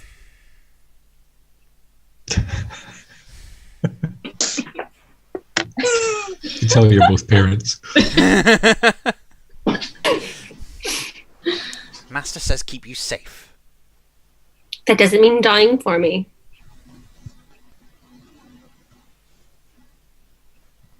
I'll do my job. You'll do it without dying. sound like the human. You take that back. Take it back. Are we all just pretending not to hear this and just like... I've gone. Like, okay. It then leans in close to Eden, close to your face, and says, "No," and then runs. You're naughty, naughty Enver.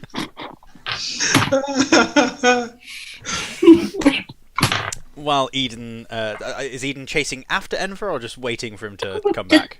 Yeah, I'm not chasing after him. You don't lower yourself to their level. You need to be the.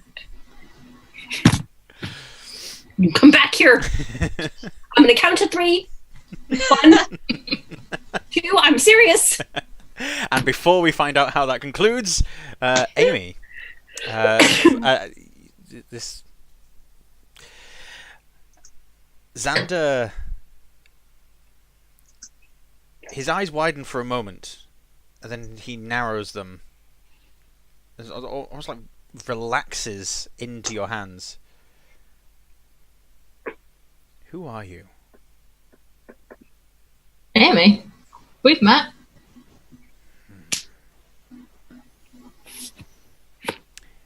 We appear to be very close, Amy.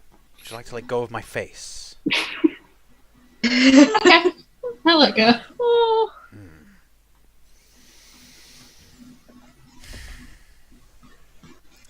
Well, if I'm not going to be killed in your custody, I might as well be let go. Xander, it's not custody. Don't talk like that. I know. We're friends. That's like saying I'm in their custody, and that's definitely not what it is. Kinda. I don't have a lot in the way of friends. I don't do this a lot. Well, you'll get used to it. I have loads of friends. There's those 2 guys in the bar, and there's Simon, and there's the people in that village, the farm place, that goblin we met. We saved one of the goblins at least, so that was something. Yeah. Okay, I'm going to untie you now, but you promise you won't run. Okay. Probably wouldn't go too near Eden right now. He's a little bit. And then I kind of lower my voice. It's a whisper. I'm like, it gets a bit tetchy sometimes. Just best to give him a little bit of space. Yeah, and then I'll like get my sword out and like cut at the ropes and cut him off the tree. Cool. Oh no, I untie the ropes and I put it in my bag. I don't want to cut a rope. I need that rope. I take the rope. In case you have to tie it back up again. Yeah, well. Yeah. Depends what kind of encounter happens, I suppose. That's also true. Ropes have more than one purpose.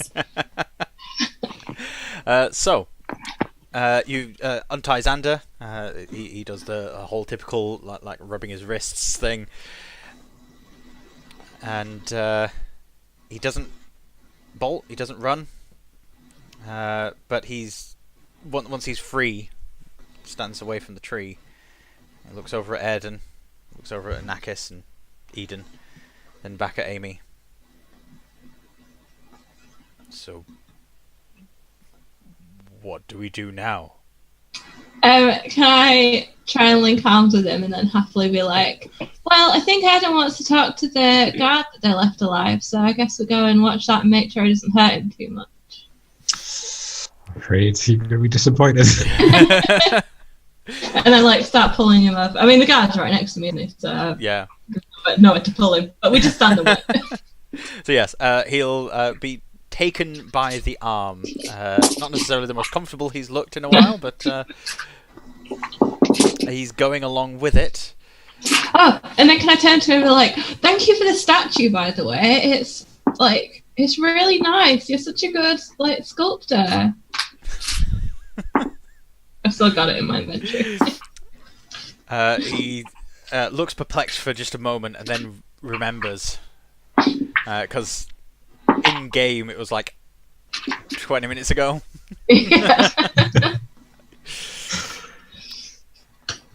Yes, well, I needed to get away. Debatable. Yes, well, let's see how your Eden does. My Eden. I like that. I think seeing that Xander is not tied up anymore, I take out my crossbow and load a bolt into it and kind of have a look at him and then turn the crossbow towards the man who's unconscious on the ground. And can I wake him up? Yes. Okay. I turn him over and wake him up. And I have my crossbow pointed at him. He rouses. Oh. Ugh. Hello. I take it reinforcements haven't arrived and you're here to parley and hand me back. Yes, parley. Now, how are you doing? Tell me about yourself. Who's waiting for you back home?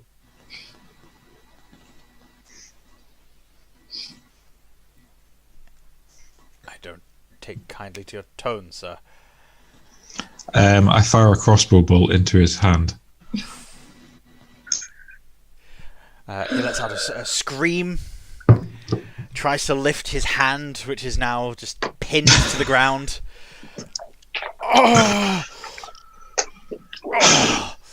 Oh, you.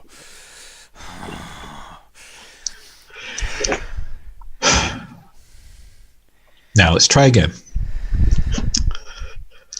So, you and your group, you're in this advanced party. You're just, checking that the way is clear for the army. Yes. So why were you after this? And I point to Xander. Person. Why were you so interested? He was a prize you were coming to collect? He was just supposed to be a target, something that Torn wanted us to get. He's dangerous in some way, or he has something that Torn wanted. I don't know. I just... Yes, I know. You were just following orders. So Torn, tell me about him. He's an interesting man. Have you known him long? Has he been with you long? He's been with the army for a number of decades now. I see. I've been following him for just the last few years. And how well would you say you know him? I'd say that I would follow him to the edge of the world spine. I see. Well, he's left you here to die, or maybe go home. Who knows? He's a commanding officer. He needs to report back, gather troops.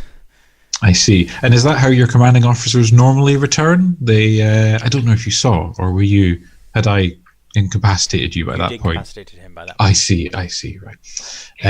He disappeared into the ground, magicked himself away somehow. Does this surprise you? Our superiors are trained in a great many talents. I'm sure he would have been inducted into the wizarding school at some point. I shot another crossbow bolt into his other arm. Oh, Airden.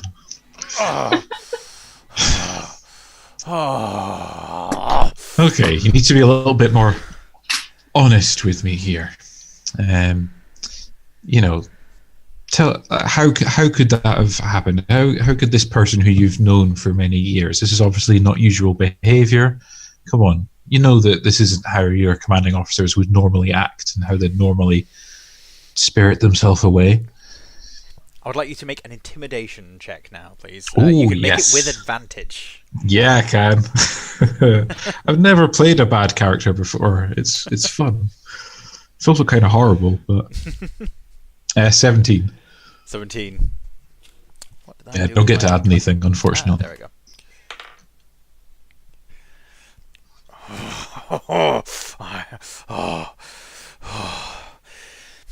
I have hunted people like you. No, it's not normal for the commanders to disappear like that. Normally there's an orderly retreat, but we rarely scout ahead. We move as one.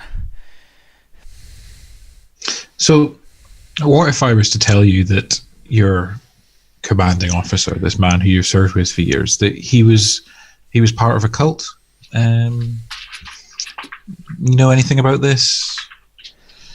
He wasn't really serving, your masters or even you, his subordinates, but someone else, a higher power. He had other motives. He didn't really care about you. This is Just lies. Lies made up by unruly mercenaries and brigands. That's what you are. I kind of look at everyone else. Does anyone else have any questions? No,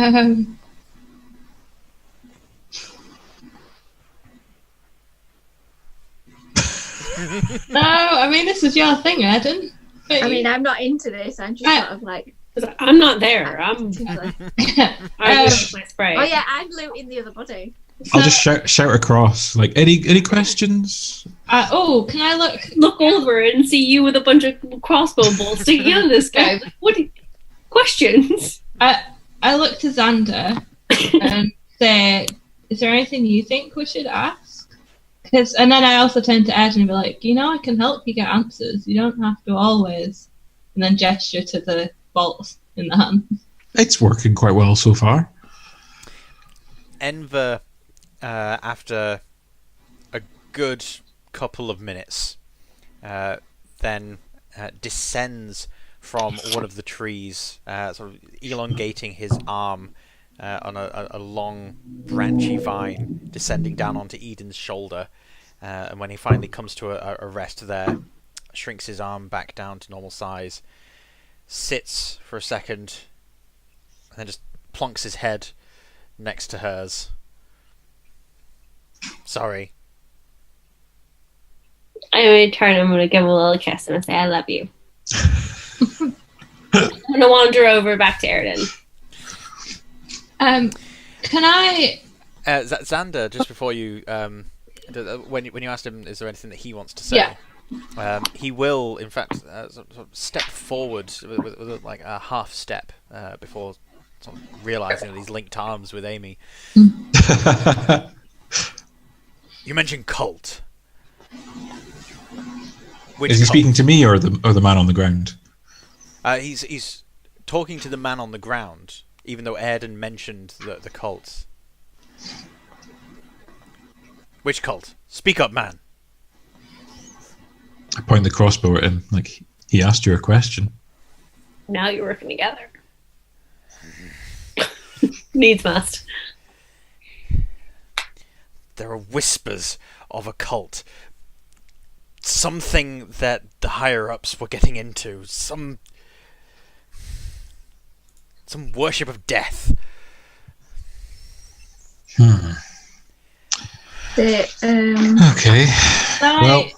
Can I just like, so I'll pat Xander like on the arm and then let go, and then go over to the guard, the soldier guy's head, and just like sit down cross-legged, and start to stroke his hair. I say, look, sweetie, now it's time that you need to tell us everything you know about the army, and like any sort of weak links, because we need to talk to some people in the army, and we need to know everything you know about this cult. Like we're trying to help, so now it's time that you need to tell us, and I want to use command, and I want to say confess. Wow. I'm going to make this roll with disadvantage due to his position. Oh, that sucks as well. Why did I do that? Got 19 on the first roll and a 2 on the second.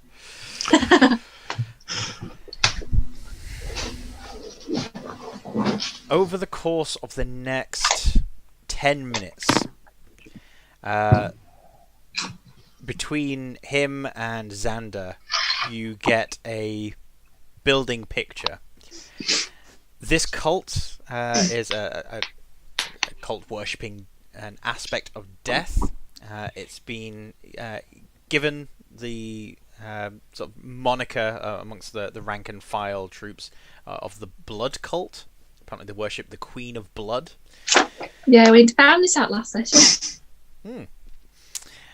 And that is a fairly recent development. It's only been the last 10-15 years or so that this cult sort of started taking root with people, and it seems to be more sort of like a gentleman's club type thing, that a lot of people consider it a religious order that you join just because everyone else has joined, rather than you actually believe in it and follow anything with it. It's never interfered up to this point with Elven affairs and civic or military matters, and so it's never really been a concern for anyone. This Like fancy goths. Yes. However, Xander, speaking with and helping interrogate this guy, helps to reveal that not only are some of the rank and file elves part of this cult, they are actively working against the interests of the Elven civilization. That they're trying to gather together these bits and pieces that the rest of the party already knows about. That they're trying to gather body parts, and that they're in possession of one that they're trying to get out of the clutches of Merca, the prince.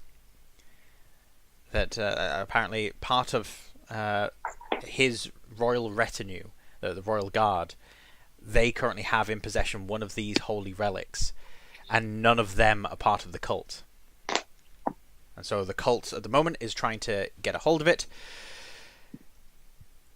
And the suggestion is made by Xander as sort of like a self-realization. I think I was supposed to get it. I think the demon wants this cult to get some kind of foothold. Do they need all of the relics? All of the body parts? The soldier has no clue. Xander turns to you and nods. I think so. So they can't do anything pieces in my head until all of the body parts. They have all the body parts. Then if they don't have all of them, then it's not one person. These are different pieces from different ancient saints and holy warriors. They don't fit together, but somehow they're collecting them all and making a skeleton out of it. But say they had everything but one piece. For example, they couldn't do anything? I don't know. Right. I'm going to turn and walk away. Sorry. That's right. I'm going to go as far as I can into some trees, and I'm going to ask, like, as far, like far, like sneaky far. Sorry, I need to make that specific because Aaron doesn't mind his own business.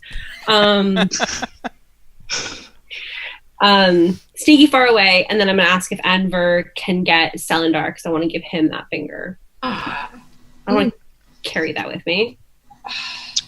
Not if it could raise a... Can I do like an insight, some sort of insight from what she was saying to me knowing she has a finger, that her saying that and then her leaving, she might be like up to something with the finger. Yes. Like not necessarily that she's giving it to him, but she'll be doing so Laura, could you make a charisma ability check? You can add deception to this if you're proficient. Kerry, yes, I am proficient. 22. 18. Oh, you better get that back, Laura, because charisma's my main. Charisma's my main. Paladin. You should try a little bit harder then. Well, you should take the finger away. I'm storing it in a safe place. It's not that we can never get it back. That's not how, not that you know that, but that's not how this works. It's not that I can't get it back. It's just I don't want to be carrying it on me. Okay. And what's a better place to store it than the fucking Fey realm or wherever he lives? Okay. So Eden sequesters herself away. What's Anaka's doing? I want to try and communicate with via my druid craft, if that's possible, with my fellow home folk, see if they know of anything. obviously that's a future discussion, but that's what I think I think that's what she would do, because she's very unaware of the world and how it all works. So I think, yeah, she needs a bit of guidance, I think. This is how show off how down and with it I am. So you're picking up the druid phone and hollering at your homies. Brain. Obviously, you don't need to tell everyone right now. Just send me a message. But, cool. Yeah, I think that's what I want to know.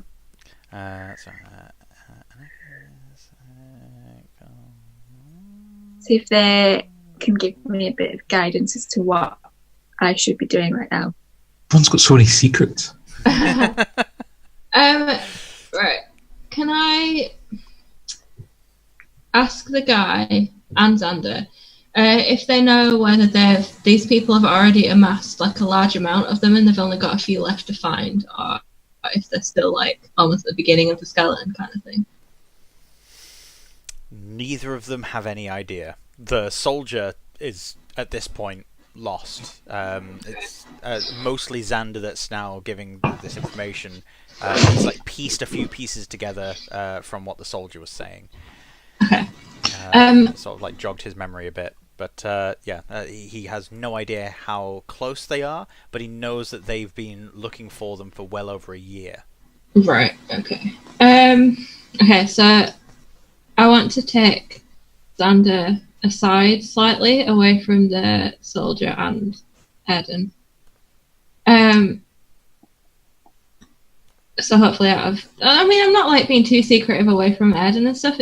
It's more just like the soldier guy and stuff. I kind of want to not really let him know stuff. Xander, look, I need to summon the Blood Queen.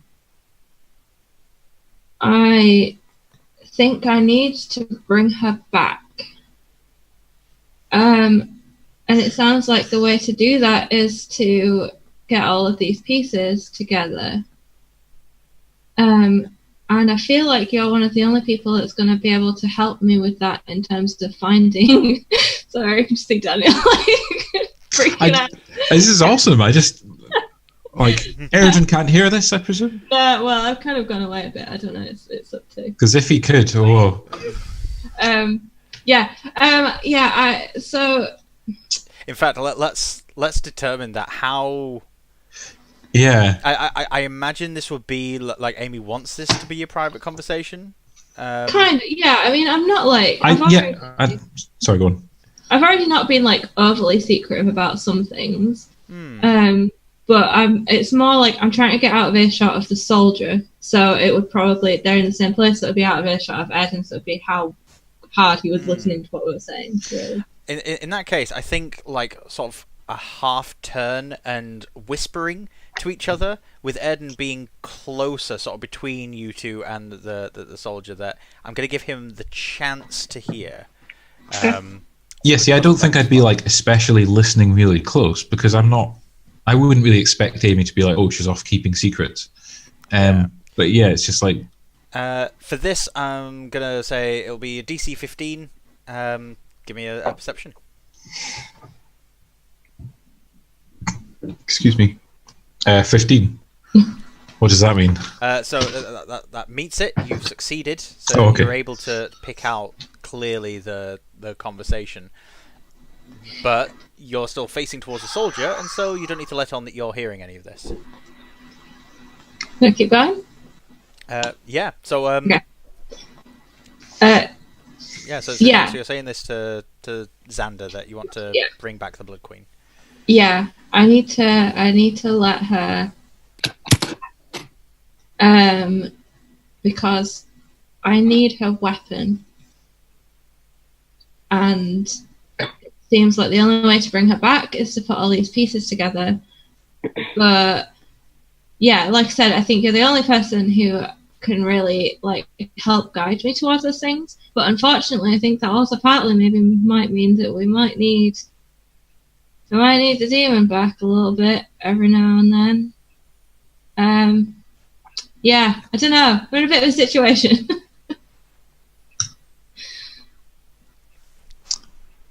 I don't know what to say, Amy. This is...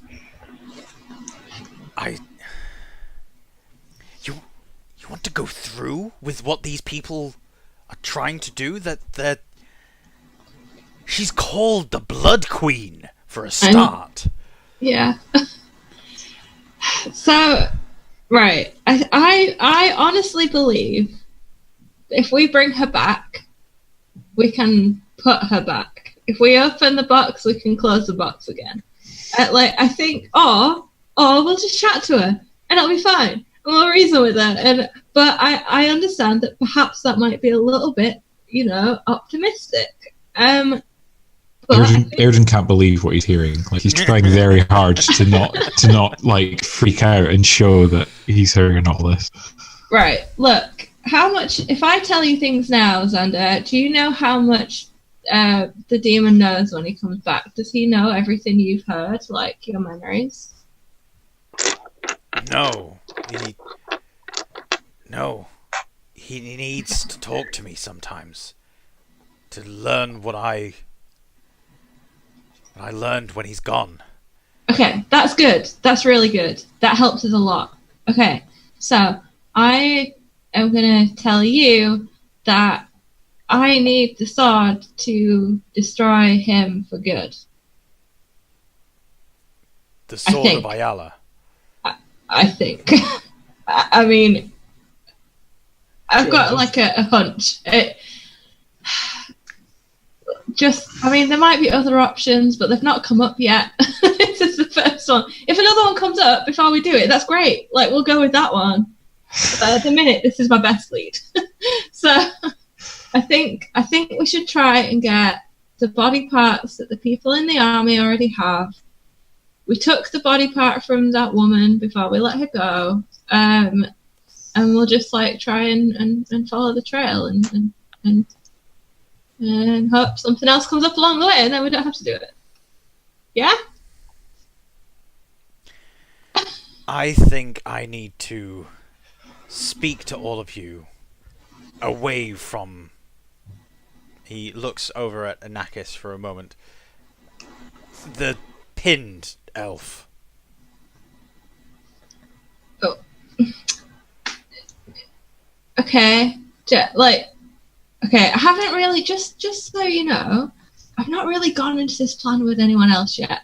It's kind of something I've been cooking up a lot along the way. We've done a lot of traveling, we did a lot running from that girl to you. Like, it's just something I've been thinking about. I've not really put it to the others yet, and I kind of want the best chance of putting it in the best way. So maybe don't tell them.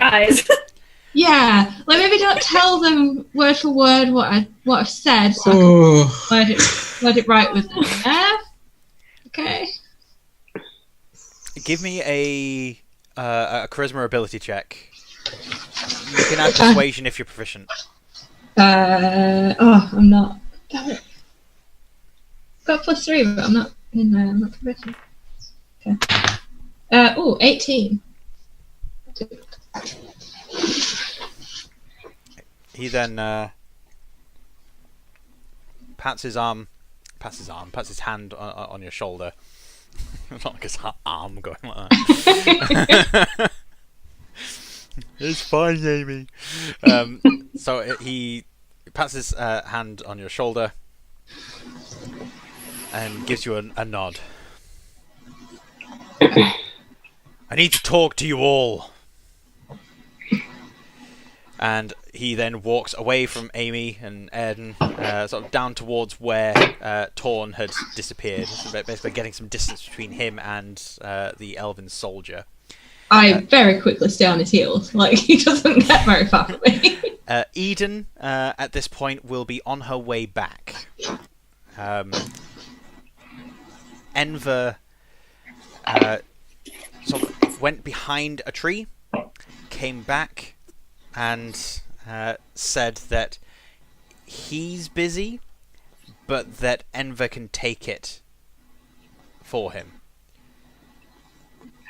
And so Enver takes it, goes back behind the tree, after a couple of minutes, comes back, and you guys are able to walk back to meet up with the others. And you see Xander is escorting everyone to a bit of a clearing.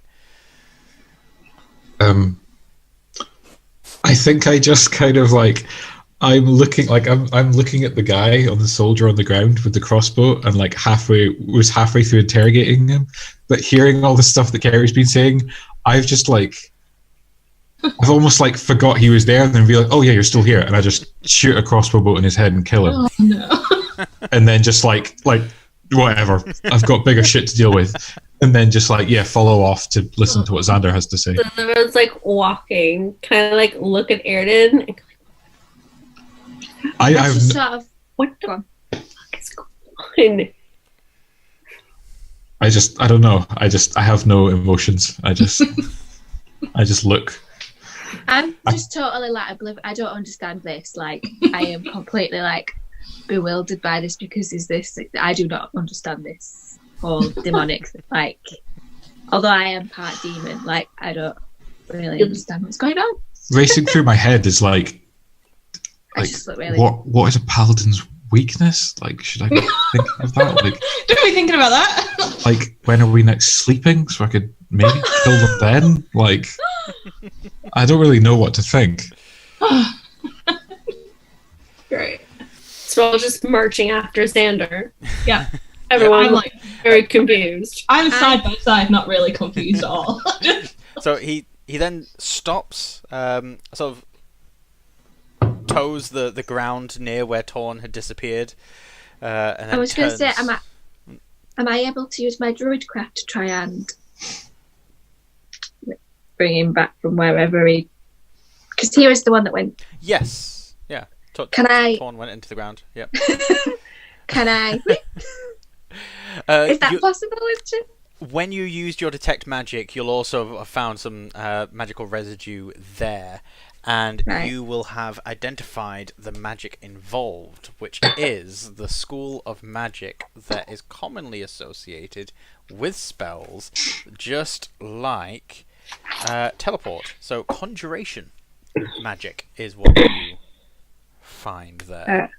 The residue thereof. Your druidcraft is not able to bring it back. However, No. by using druidcraft near the ground there, you find that the kind of magic that he's done is very damaging to the environment. That your druidcraft sort of like ebbs around this ring that he's created. So while with the detect magic, you can still see that magic is there. Yeah. Life has just sort of like disappeared in this cone in the ground, and none of the worms are going into it. It's like it's just completely dead earth. It's only like a couple of feet deep cone of earth. Can I try to fix it? You can, and you can sort of by digging your hands into the ground and trying to energize it using your druid craft. You can be doing that while Xander's talking. Yeah, whilst whatever the hell is going on over there.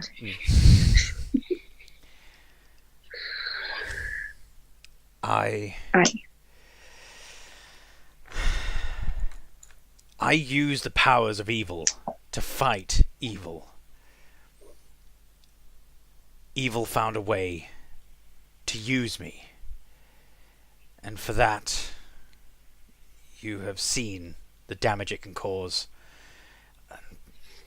I regret allowing it to get so far.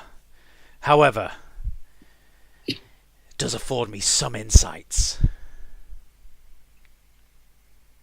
Begazul, the demon. He's one whom I drew power from. And I still do. He's found a way to use that tether between us to take control of me, use me as an avatar of some kind. By leaning into the darkness and using it, I allowed it to go too far. A warning, I'm sure, for any who use evil in such a way. But what I have managed to learn is that Begazul wants to destroy anything that can harm him. He fears artifacts, weapons, anything that can be brought up against him. He actively sends agents to destroy them. When I first started out, one of the things that I learned very quickly was if you want to catch a demon, find a demon killing weapon and leave it be. Use it as bait. I fear that if Ayala has a weapon, something that can be used against him, that Begazul may be trying to bring her back, wanting to aid the cult in doing this just so he can destroy that weapon. If he's made an ally with this Ayala, it is only to his own benefit, and he will get rid of her as soon as he can. He has no true allies.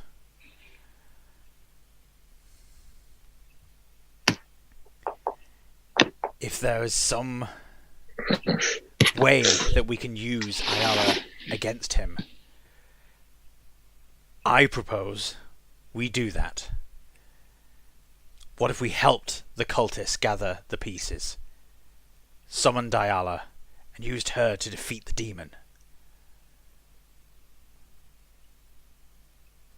I put my hand sort of awkwardly half up, I don't think that'll work.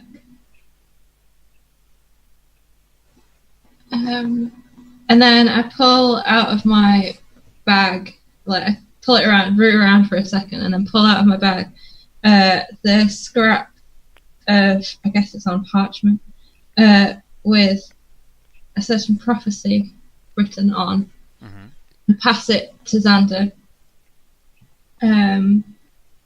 and say, I don't believe she is the one that can do this. He looks it over.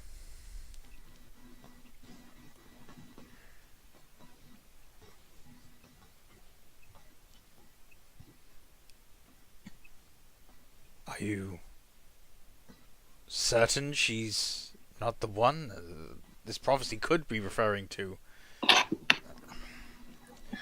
Prophecies are strange things.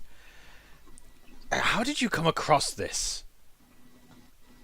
This was written by someone who was travelling by the church where I was left.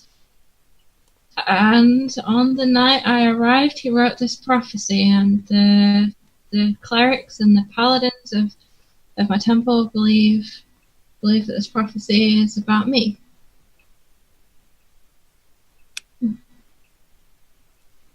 Excuse me?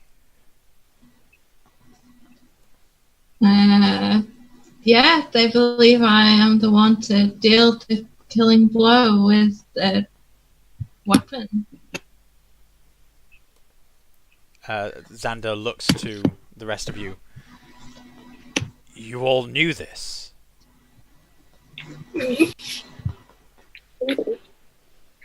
No.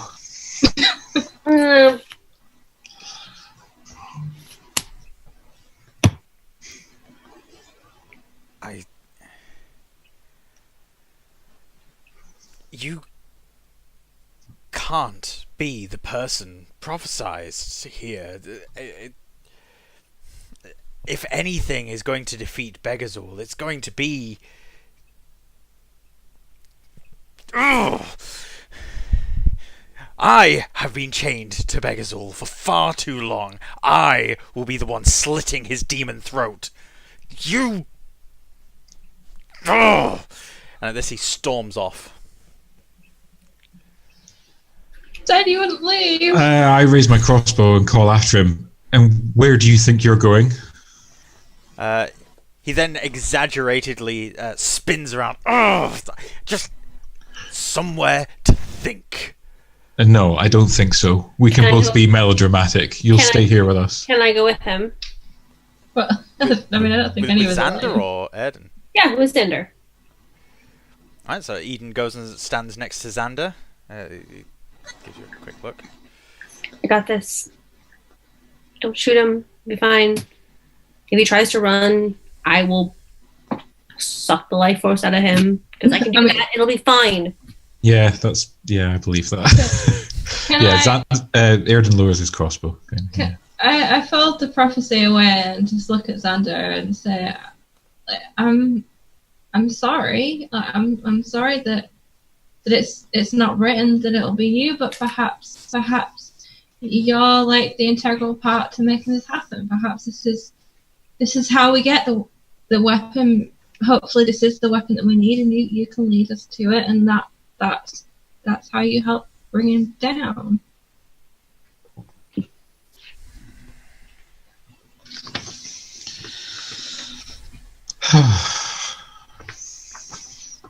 The person who wrote that prophecy. Do you know their name? I do. It was Kiran Basal. Yes, I do. No, I do. I have my shoe. I say that to name, so. Yeah.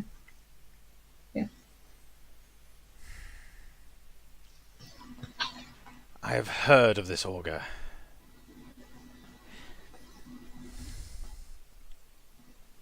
I know not where they are,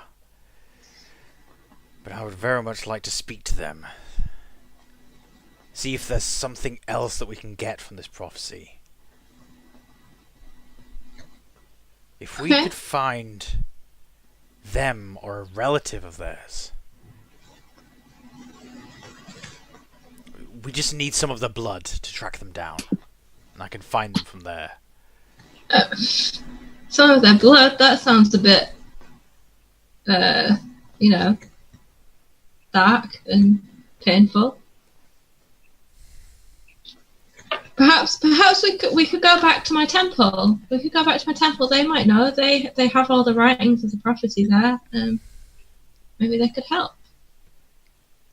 Thank you, Amy. Perhaps we'll make that journey. I just need time to think. Oh, okay. Are you gonna come? Are you gonna stay with us, or are you gonna come back, or? I'm struggling to maintain the brood while clarifying that yes, he is going to stay. I think from his body language and context clues, that he is just needing like bit of space just to think about things, and then he's coming straight back. He's not planning on running off anywhere.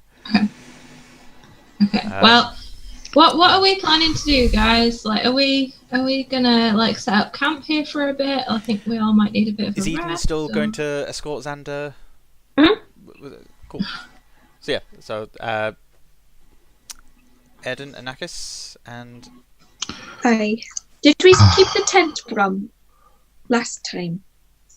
Or was that a gift, or did we just stay kind there? of walked off, didn't we? We didn't keep it, did we? I don't think so. I think we just ran off, saying we'll come back. So Bugger. probably not gonna happen. How far away is that said tent to room? you guys are just like an hour or so away. Oh, right, okay. Should we go back? Hopefully Simon and the others are still there. Yeah? Eden?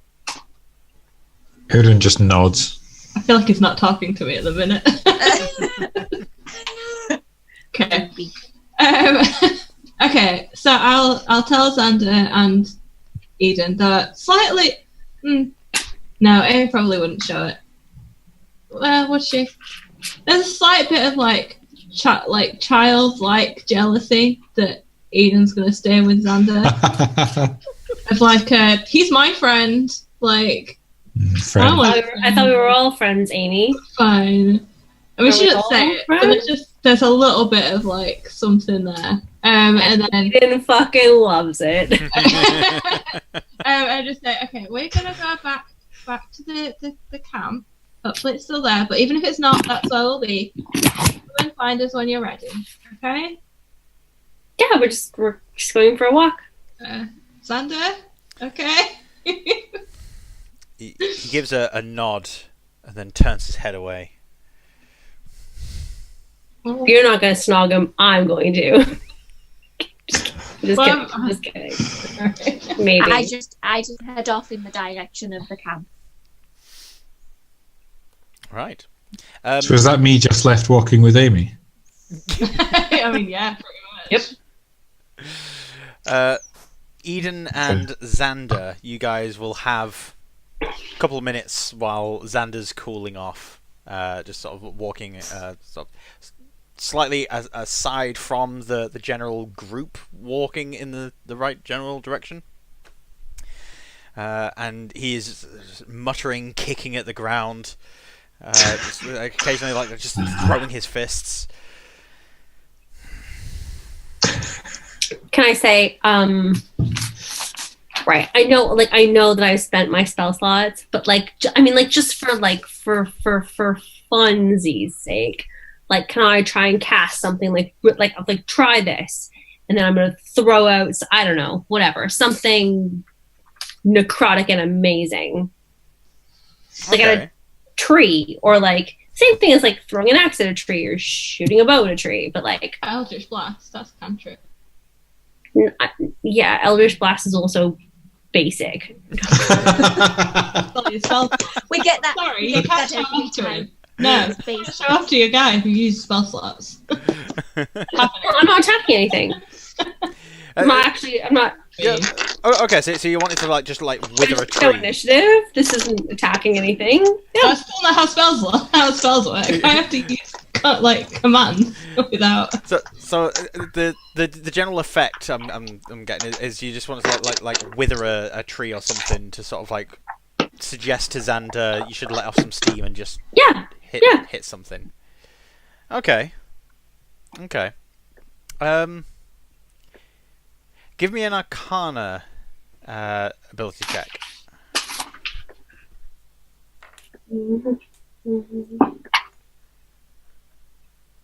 14.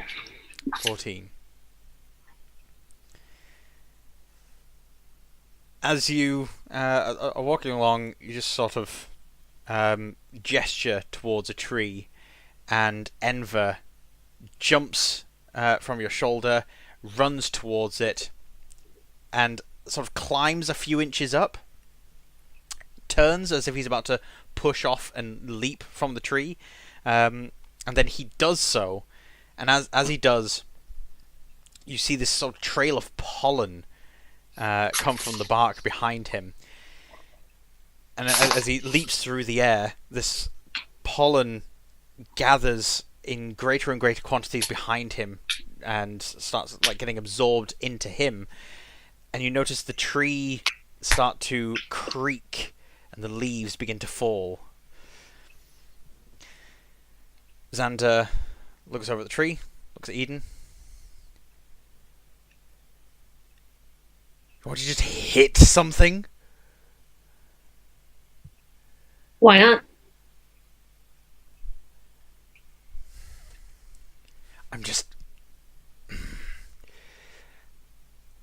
I deserve that kill. Have you ever hunted something for a long, long time? Days, weeks even. And then all of a sudden, a spear just flies out from nowhere. Takes that kill.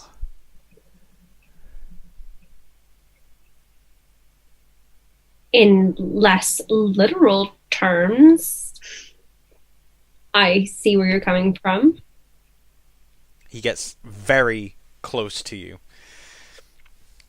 That is how I feel. But I haven't even begun the hunt. I have been injured. I have been tortured. And just when I am gathering my strength for revenge, it is stolen from me by some magician. And Eden is calm, doesn't flinch, and just says, "You are not channeling your anger right. Take that. Turn it outwards. Calm yourself. Use it to build up what's inside of you and then release it when you get the chance. The more you stomp and pout and argue, the more obvious you are. So take a breath. Relax. Release your anger here and go back and be normal. Save that anger like filling a well inside of you until you have the chance to release it. Stop acting like you're insane. Channel my anger. You want me to channel my anger? How's this for channeling my anger? And he throws his arm out towards the tree that you've just killed and turned into naught but dead wood. And as he throws his arm out, you see smoke billow out of his eye sockets, and the tree bursts into flames. And then the smoke disappears. I'd already mostly killed that, really. I mean, that was half me. I mean, that was like a combined effort, which is not the worst thing, but try it again. I'll point to another tree. Calm. He takes a deep breath, gestures out towards the tree, and just the slightest ember flickers in the palm of his hand, and nothing happens to the tree. I can't do anything without him. All my power is channeled through Begazul.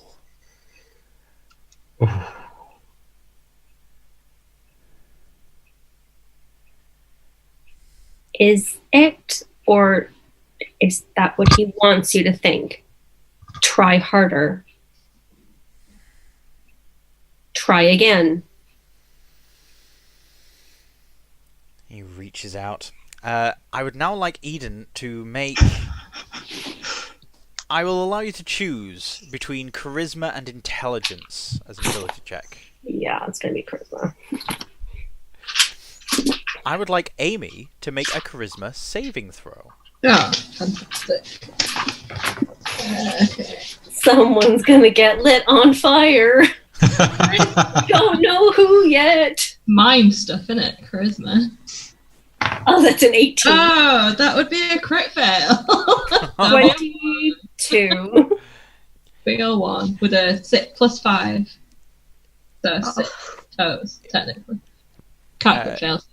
Amy, walking alongside Erden, will look over and see Eden and Xander setting fire to occasional trees and withering them to nothing. And you can see that Eden is getting through to Xander somehow. You can't hear what they're saying, but you can see from a distance that your influence for the immediate time being has almost been superseded. Eden has sort of acted as the devil on Xander's shoulder to your angel. A sigh. This is probably one of the first times you've seen, like, if anyone was even looking at her, like, her kind of smile in general, like, happiness drops. And I just sort of turn and keep walking, shoulders slumped.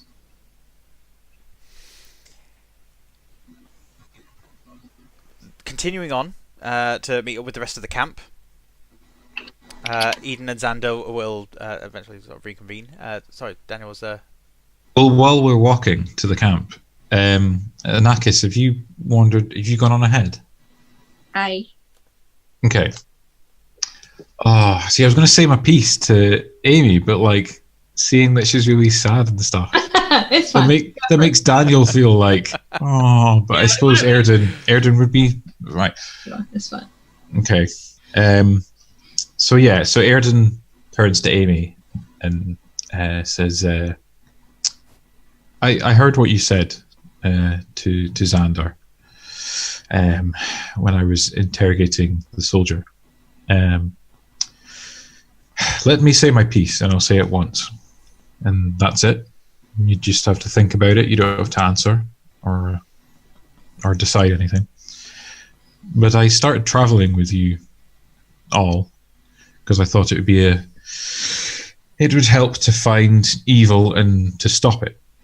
Not defeat it. I don't think you can really defeat it, but stop it and try and keep it apart from everything else. I was happy. I wasn't happy, but I was okay with you keeping that thing around. What's his name? Xander. I understand your reasoning. Fair enough. I disagree with it, but I understand with it. Fair enough. But you said you want to bring back the Blood Queen. I won't let you do that, Amy. Like, that's why I do what I do. It's what I do. I won't let you... I mean, she's called the Blood Queen. I won't let you... You know, I know you think you can defeat her and you think that you're, the one who's going to stop her. And that's great, but I've seen many, many people who say they're the one to stop whatever. And it doesn't normally work out.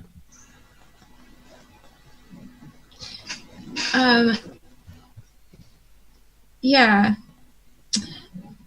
So you weren't here when we were speaking about how she's being brought back, and it's believed that she has like a weapon that can defeat him. And I sigh, and I take out the prophecy again and look down at it briefly, and then look at Ed and then just sort of nod and pass it over to you and say, look, it's not that I believe that I can defeat the Blood Queen. That's nothing. That's not on the prophecy. I'll be honest, that her weapon might not even be the weapon that it talks about. It's just the first sort of lead I've had. There's every chance that in the next few days I'll get some sort of inkling or a push towards a different direction. But for now, this is all I have. Just you want to track down and see true evil. That's what you're saying, yeah? I want to keep people apart from it. I want to stop it. So we can't defeat this demon. No, but we can keep him from gaining power over people.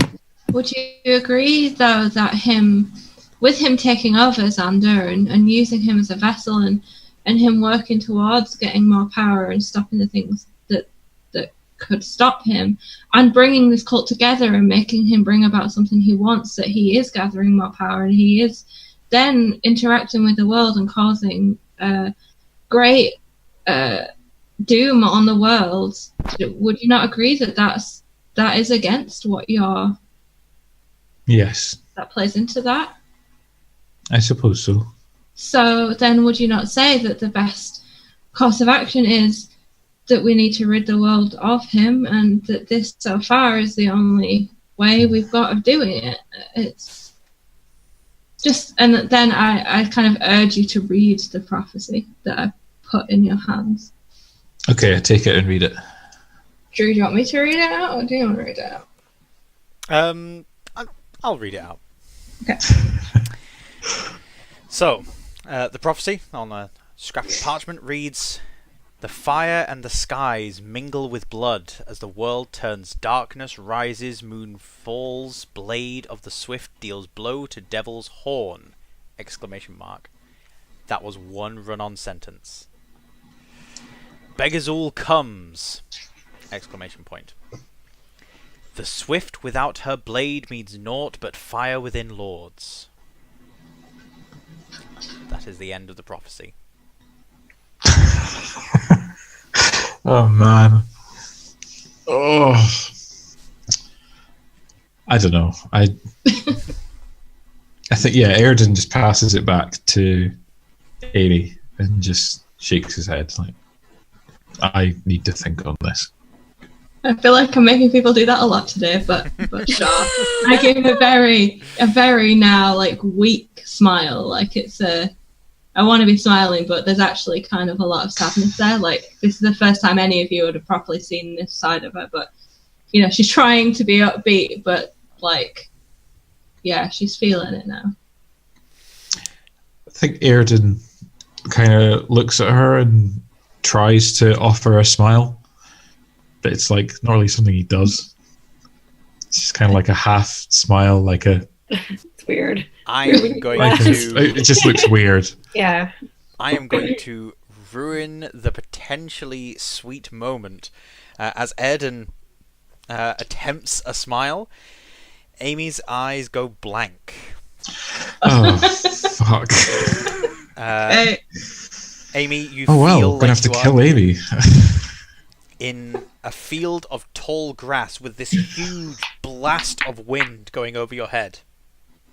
And there are leaves rustling around, skittering along the ground by your feet.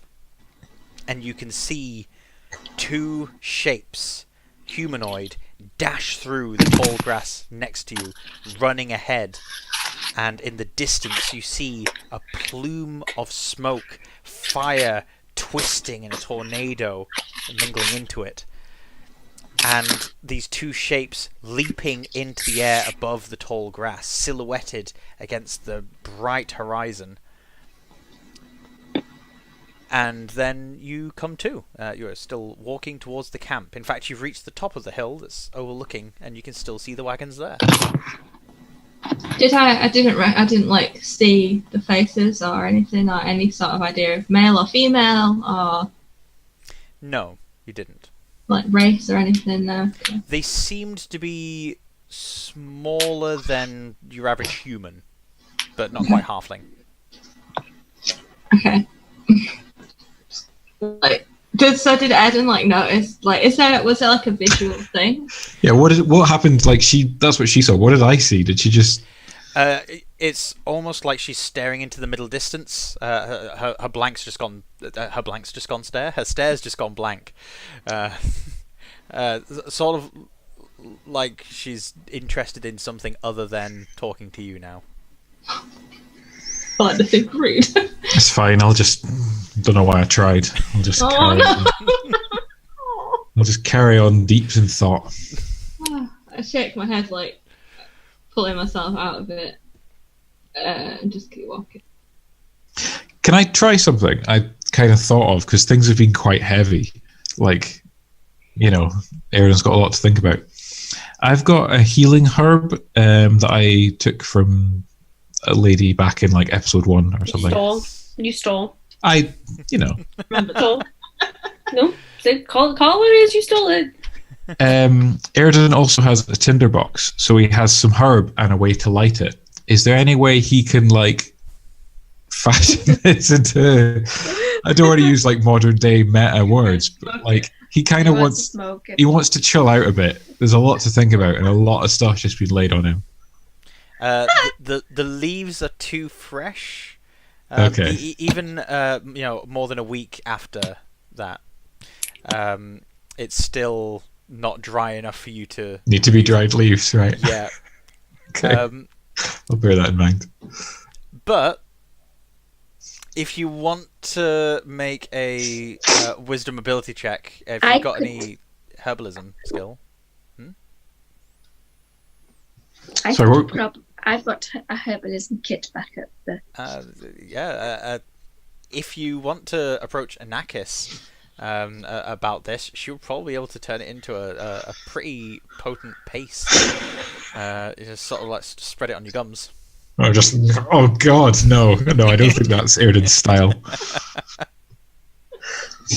Okay, just a thought. Okay. I'll maybe like have a look at the herbs to see, but like realize, as you say, that they're... Nah, it's not really going to work. Now is not the time. No. No. However, getting to the wagon, this will be something that Tubanan and Iresha have. Oh, so okay. You can keep your healing herb and still have the experience you seek. As you get close, not Tubanan, other one, Daenerys. Too many T's in this. Torn, Taloon, Jubanan. Yep, I've got a T thing going on. Anyway, Taneris stands at the edge of the wagon campsite, looking out, sees you guys approaching, and meets you just before you enter. Was there anything that you found? I just kind of gesture towards Amy, like. I sigh. This is a very defeated, deflated Amy. It's very unusual. But she just kind of says, "Yeah, we found some goblins that were hurt. There was a woman, and then we found Xander. Xander's back with us. I think he's gonna stay for a while." And I just kind of look back over my shoulder, glancing, but he's still there, but not really giving eye contact or anything. And yeah, we've come back to rest. I think we all need just a bit of. Everyone just needs a little bit of time.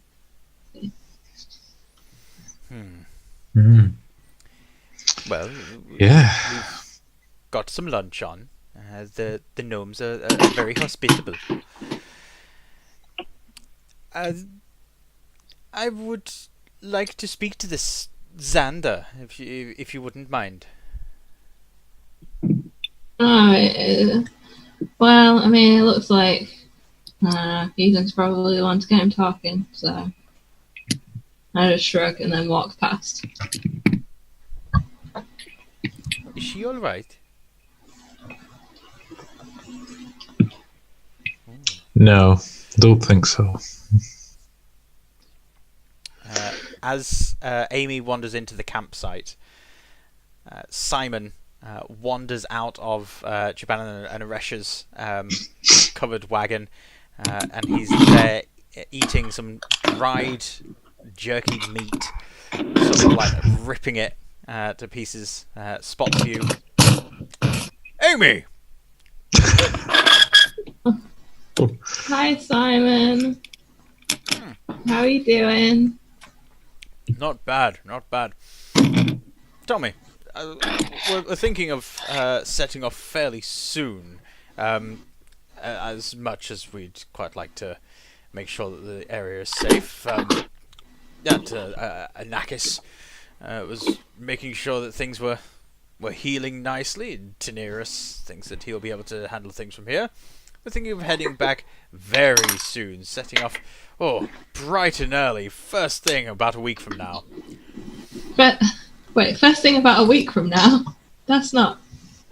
Yeah, so you can't rush these things. You've got to have dinner, and then there's a few further meals. There's a lot of drinking to be done. You're drinking again, Simon? I thought... and then I just kind of shake my head. It's fine. Just... Do you know what? Do you have any of it? Are you just gonna take it from me? I'll give you it back. We broke Amy. Oh no! Huh. Come join us. And he takes you over to Jubanan, who's sat on a deck chair. Sits down, takes out a small flask, goes to hand it to you, and then he pulls it away.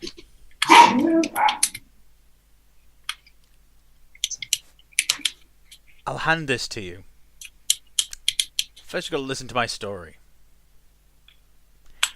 I once had an uncle. That uncle, not a very nice man, fond of the drink. The uncle one day stopped, dead, just would not touch another drop. We all asked him why. Why, Uncle Kieran? Why are you no longer drinking? And he told me, because he needed clarity. He needed to see things so that he might guide the way for others. Amy, you are a guiding person. I don't think that you want this drink, but I'm going to give it to you. Once you start, know that you can stop if need be. Okay. I take it from him, but then just like sort of stare at him. This uncle. What would be his? What's his name again? Kieran. As in Kieran Basal. Yes, you've heard of him. Yes, it's why I'm Simon Basal. It's the family name. Oh shit! How did I not even? I knew I recognised the name Basal. Oh, okay. Well, Simon, I think we might need to talk about some things. I feel like you should have mentioned this to me earlier, Simon. We've had a lot of time together. Why have you never mentioned this before? Very brilliant. Yeah, I pass the drink back. I don't drink from it. Anakis, Aye. you notice that a lot of the blades of grass are pointing contrary to the wind. And the wind begins to pick up slightly, just with a faint whistle of birdsong. These birds are not native to the area at all. Between the birds' whistles and the odd way that nature is behaving, you recognize this as the language of the druids. This is Ogham, druidic. The message is family here.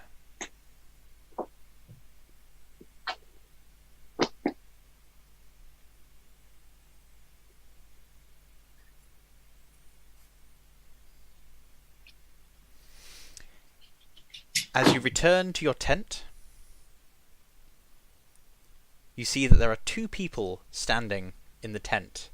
One immediately thrusts a spear to your neck. The other one standing, arms folded, and then unfolds their arm only to reveal an apple. They take a bite and say, "Hi, sis." Ah! We're going to end the session there. Woo! Oh. Oh, man. No, they found me! I mean, you were contacting them, weren't you? No, not them! So, thank you everyone for watching this live. For those of you that are going to be watching on YouTube, and those watching live, you can enter the competition with Mr Tarrasque to get one of his t-shirts. As Kerry was mentioning earlier, all you need to do is let us know in the comments on the YouTube videos of this episode whether or not you think that Xander is the absolute best. There's no other way to enter the competition at all. But no, why vote for a doomed character? You know? No, the competition is to simply comment on the YouTube channel about who your favourite NPC is so far. Anyway, regarding Xander, there is a poll on the Twitch channel as well. Be sure to go and visit the Twitch channel and enter your choice on the poll. The poll will be changing at some point in the near future. So get in now to make your mind up on what the poll is about. I feel kind of embarrassed to say it out loud. Yeah, is there anything else that we want to shout out, mention before we close the stream? Oh, actually, yeah, I completely forgot. I'm really sorry. So our other giveaway that I was running for our 500 follower mark on Instagram has now closed. I haven't picked a winner yet, but I'll do it tonight, and I'll announce it on Instagram and stuff tomorrow. So, and we can put it in like the description, maybe on the YouTube video or something. But that's not closed. Thank you to everyone who entered and followed us. Sweet. Thank you for following us, and this is something that we'll probably be saying quite a lot, but we are weirded out by just how much people seem to like this. Yeah. There's a lot... In a good way. Yeah. There's a lot of stuff moving on various social media platforms, and like the fan art as well is just it's a little overwhelming, but we're really enjoying putting all this stuff together for you guys. So thank you for coming and watching it, and we're glad that we could entertain you. We'll catch you guys next time. Bye. Yeah, I feel like I'm still dazed, like Airden. I'm just like. Been a big session. Been a big. I need to go away and have a big think. Yeah. All right. Well, we'll catch you guys next time. See you in a fortnight. Bye. Bye. Bye. And the stream is stopped. Yeah, bye. And Cool.